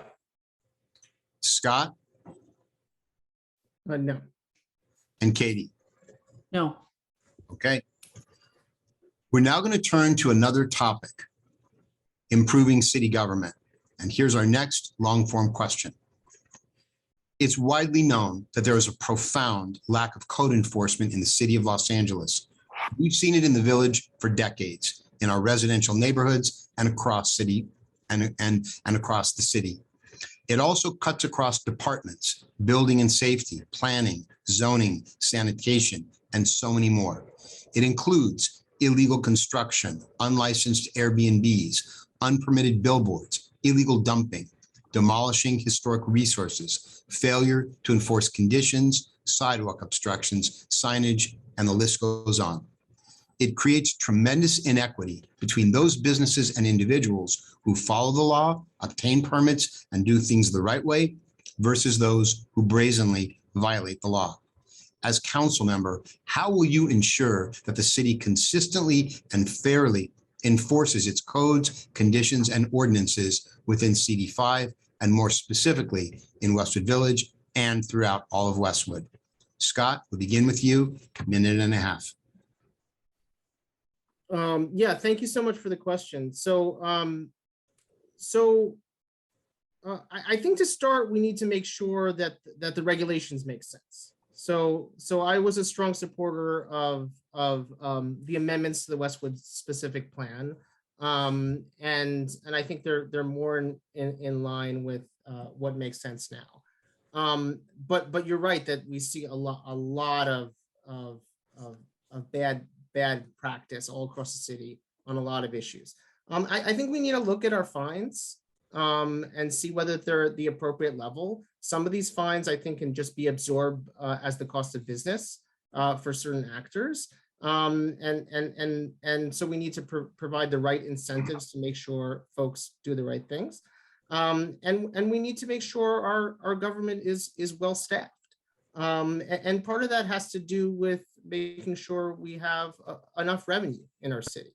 And so if we can make sure we have a wide enough tax base, that we're spending our money properly, not wasting it on personnel that are not actually solving real problems, then I think we'll have more money to solve the problems that we do have. Okay, Jimmy.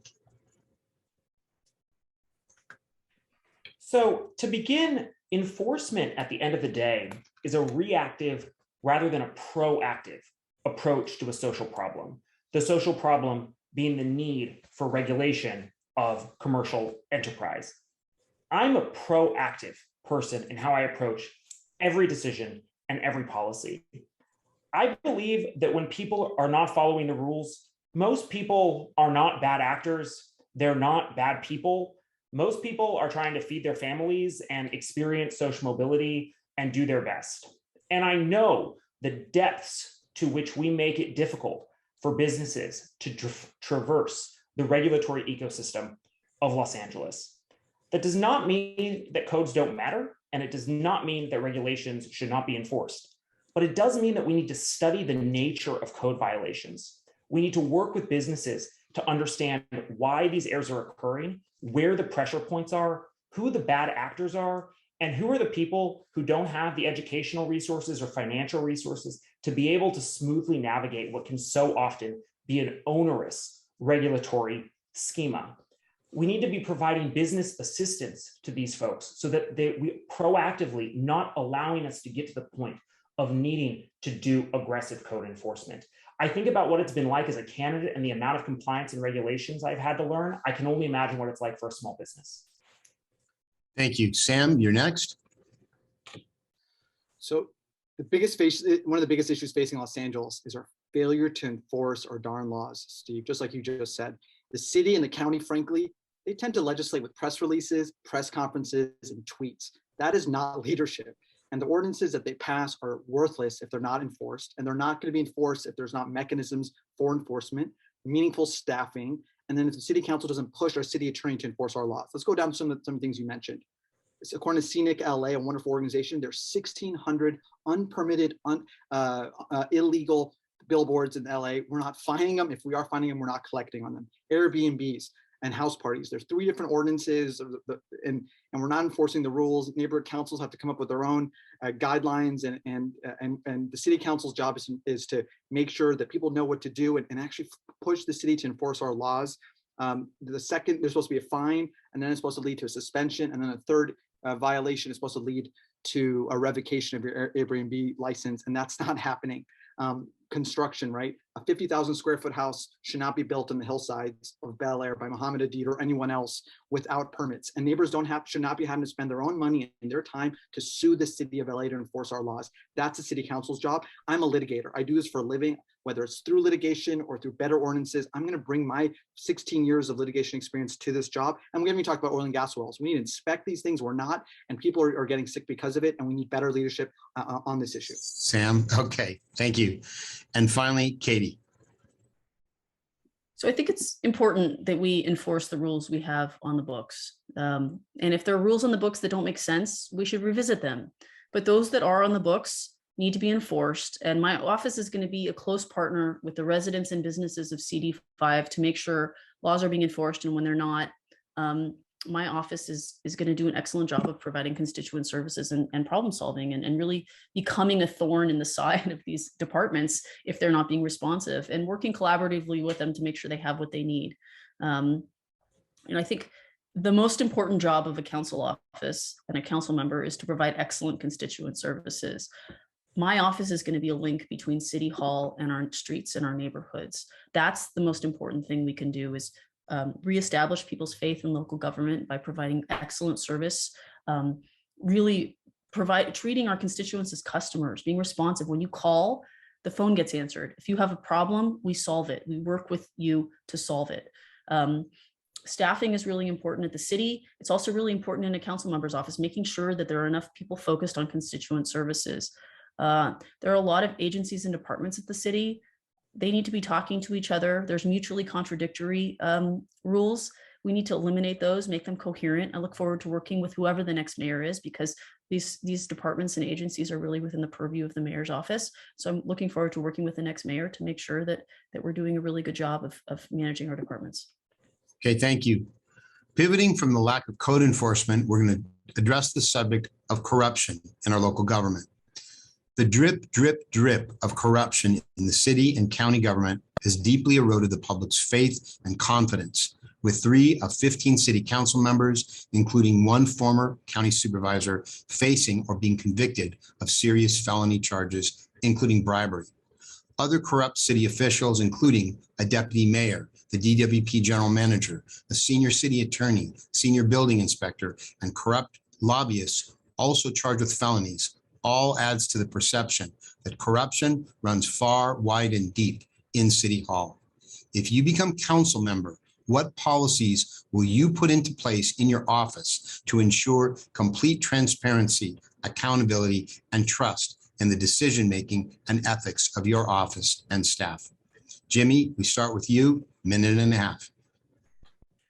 This is fundamentally a land use question, because so many of the corruption scandals that we've endured in Los Angeles are because of the nature of our land use system. If you want to build 100 units of affordable housing, or remodel your home in a certain way, or build a luxury hotel, that decision runs through the signature of Paul Koretz, or whichever one of the 4 of us is ultimately elected. That creates the conditions for quid pro quo style corruption, because it becomes so easy to grease the wheels. When you have elected political officials making such transformative land use decisions in a way that no other city does it, you're encouraging corruption. We need to think seriously about updating our planning codes so that there are not so many ministerial approvals and variances required by the individual city councilor. More than any change to the structure of the council or whatnot, that intervention is the most powerful anti-corruption tool in our toolkit. Additionally, I also think a lot about what Justice Louis Brandeis liked to say, that sunlight is the best medicine against corruption. To that effect, we have to make political participation easier. When we have open doors and transparent processes and people feel like they can come in to City Hall in so many different ways, it reduces the incidence and likelihood of corruption because it's not as easy to do. That means making public comment easier and having more of it. It means hosting city council meetings across town, and it means meeting voters where they're at their phones and on their doors, on their phones and at their doors. Okay, thank you, Jimmy. Sam, you're next. So the corruption that we've seen is actually one of the reasons why I decided to run for office. My wife and I lost faith that the same career politicians, their staffers and their family members will do the right thing. We're seeing 3 out of the 15 people tasked with making sure our neighborhoods are safe and vibrant, enriching themselves. And like you said, it's building and safety, DWP, the city attorney's office. It is, this cancer has taken root. It's time for new leadership, right? And you can draw a direct line between this corruption and the decline of city services. The first policy paper that I've issued, and I've issued one on every big issue facing our city, it's all on my website at samfarley.com, was on ethics, right? I focused on campaign finance reform, and that's why on day one, I decided not to take a single dollar for anyone who normally finances city council races, the people who have business for the city, who have a conflict of interest, so no money from developers, PACs, corporations, fossil fuel companies, billboard companies, just individuals, and we've still outraised anyone who's running this cycle because of the work I've done in the community. We need ethics reform. The people who are tasked with watching over our council members and our mayor should not be appointed by our council members and our mayor. They need to have stronger subpoena power and a budget as well. We need to have planning reform. There's too much discretion. There's not enough oversight, and it invites corruption. And we need meaningful charter reform. We need to expand the city council. That's all on my website. And then we also need to reform our redistricting process. I'll drop my plan into the website. Thank you for reading it. Thank you. Next, we have Katie. So this is an incredibly important issue, and it gets to the very heart of why people don't have faith in government anymore. And I think it's really important that the council leads by example. I strongly believe that we need to make the Ethics Commission independent and make sure it's adequately funded to do the work they're supposed to be doing. The fact that their budgets are approved by the city council is a problem. They need to be truly independent and well-funded. All of the scandals that we've seen didn't come out of the Ethics Commission. They came out of third-party investigations. So they're not able to do their job because they're not adequately funded.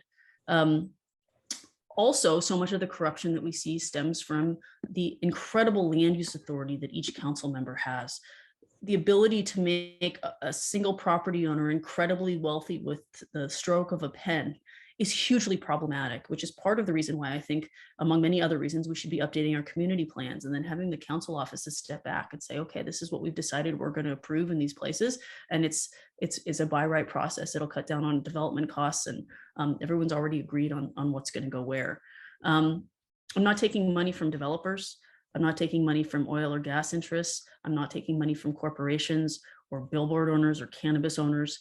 And I think that's important. It's really important that we lead by example. We hire only excellent people, and that you all only elect people who are ethical and are ready to do the job. And Scott, you're the last up on this question. Absolutely. So it's quite lovely that there's actually a lot of agreement on these issues, because it's a very serious problem.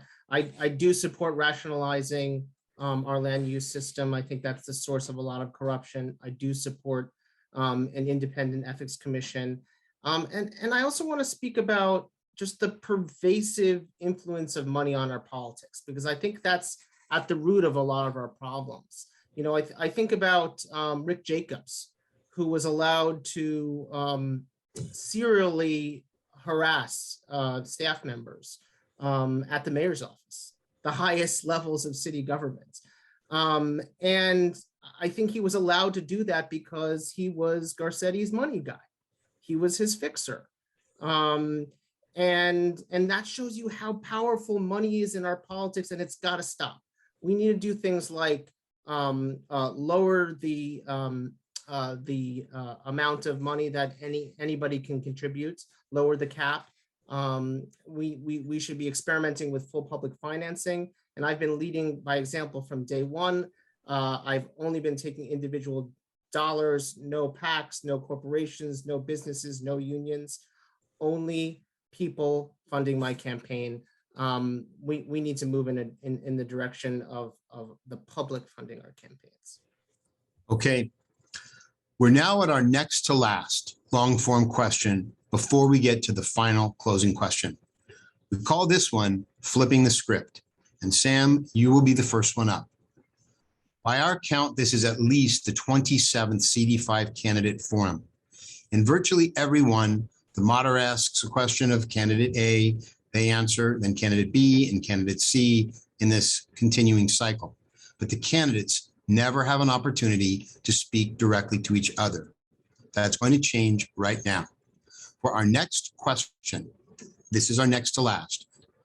Each of you is going to have an opportunity to choose one of the other three candidates and ask them one question.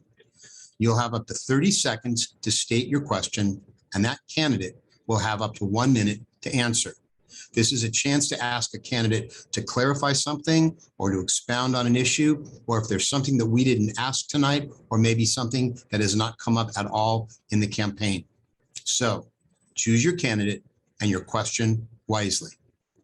Sam, first question, who would you like to pose your question to?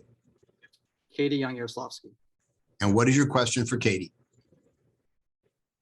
For the last 7 years, you've worked at the county, including, like you just said, as the public health deputy, and you've identified things that there should be improved at the county with respect to public health, better coordination, better services.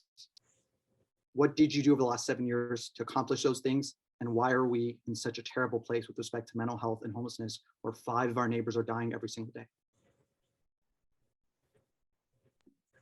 So my time at the county for 6 of those 6.5 years was spent as our senior policy advisor on climate and sustainability and arts in the creative economy.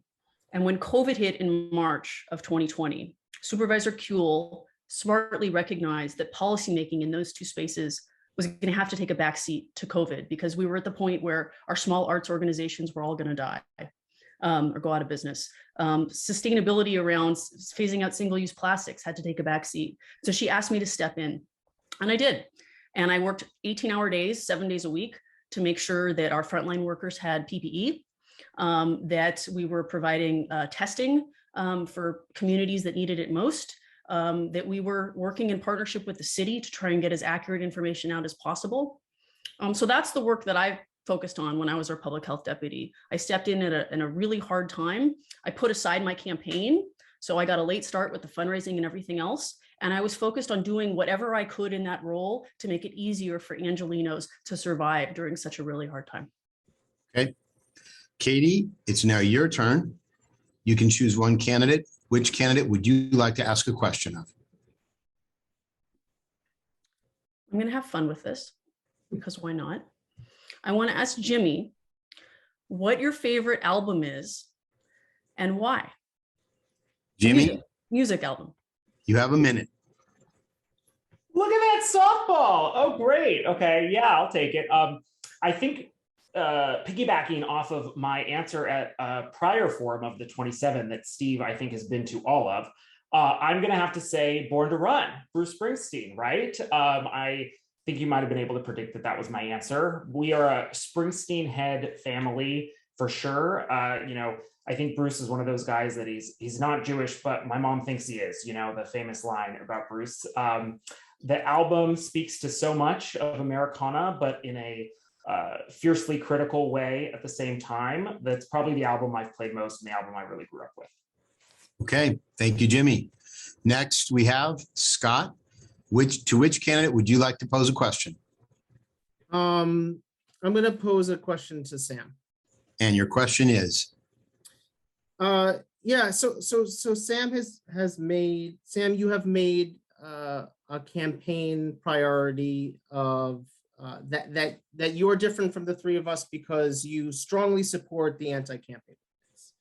I have spoken to unhoused neighbors who deeply feel the stigma of this ordinance. They know what it is, and they feel they are made to be painted as criminals. You have suggested many times that it's actually a tool to get people the help that they need. Can you explain that? Because as I see it, it erodes the trust that we need to get folks services. Scott, that's 30 seconds. I apologize. I apologize.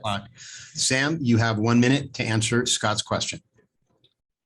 As leaders, our job is to alleviate the suffering of our neighbors on the streets of Los Angeles.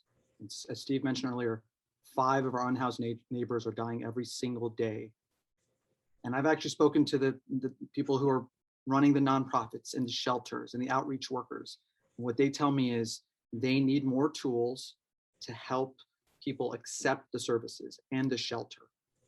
And if we don't use every tool available, people will continue to die.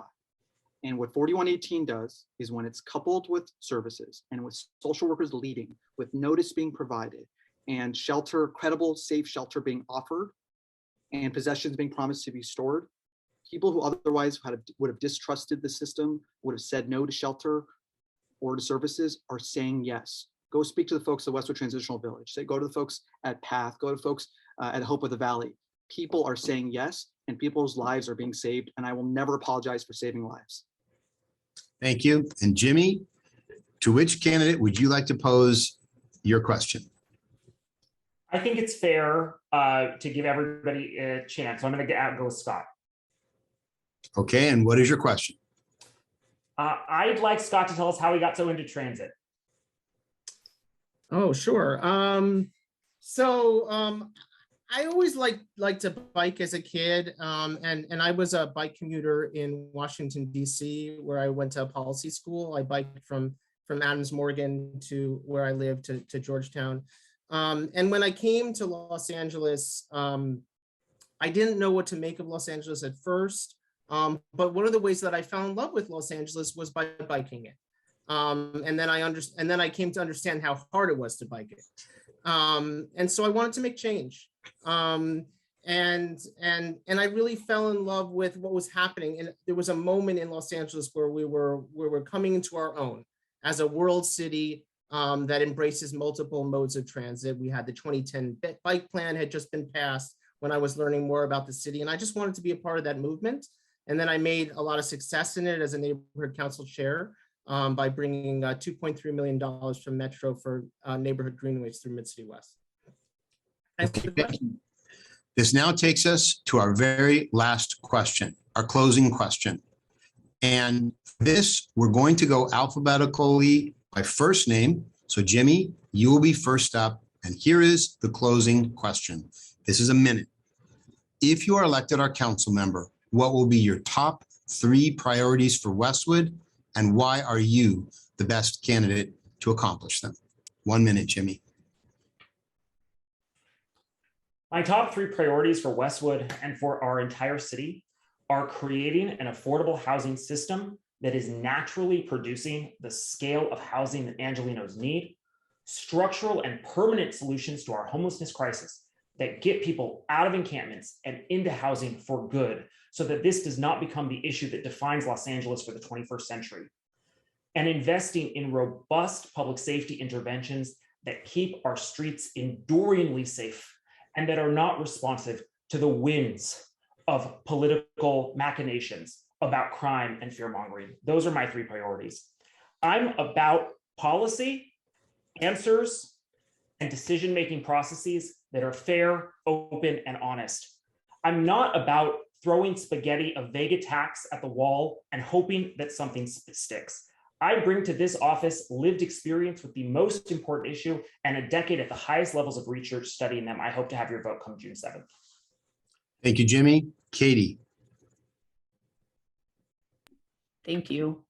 So first, I'm committed to working in partnership with the county, with the supervisor, the service providers to help unhoused folks in Westwood into housing, doing the hard work of street engagement, figuring out what people need, and getting them connected with what they need on the housing side and on the services side, not just shelter housing, but transition housing and then permanent housing. That's really important. It's the only way we're going to meaningfully get people off the streets and keep them off the streets. 2, we need affordable and workforce housing for folks who work and go to school in Westwood.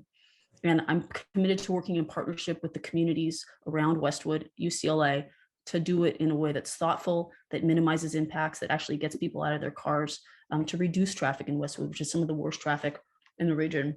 And 3rd, I'm committed to working with all of our community safety partners, including the LAPD, to make our communities truly safe, healthy, vibrant places for all of us and our families to live. Thank you. Sam?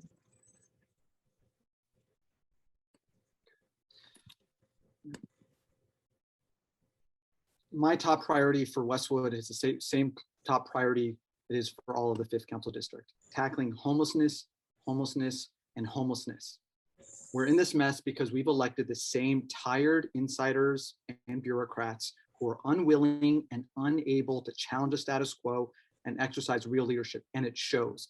Now our city is at a crossroads. Los Angeles will either continue to decline, or together we're going to chart a new course with new leaders. I'm not a career politician. I'm not from a political dynasty. I don't have a famous last name. I'm a husband and father of 4 small kids, raising them just a couple blocks from where I was raised. And it's time for someone with business, nonprofit, and civic leadership experience who will partner with each of you to tackle and solve problems. That's what I've done for the last 20 years in the community, and that's what I'm going to do as your next council member. I'd be honored to earn your vote on June 7th. Thank you. Okay, and then we have Scott. So my top 3 priorities are: 1, ending homelessness through a compassionate approach, services and housing. 2, making sure that that CD5 is truly affordable for all. And 3, taking local climate action. All of these applies to Westwood. We need to build more housing in Westwood, for students, for workers, for all that want to come and join our amazing community. And I will work to build permanent supportive housing for our unhoused neighbors in Westwood. And I will expand our tree canopy, build more mobility options, and parks to address climate change in the district.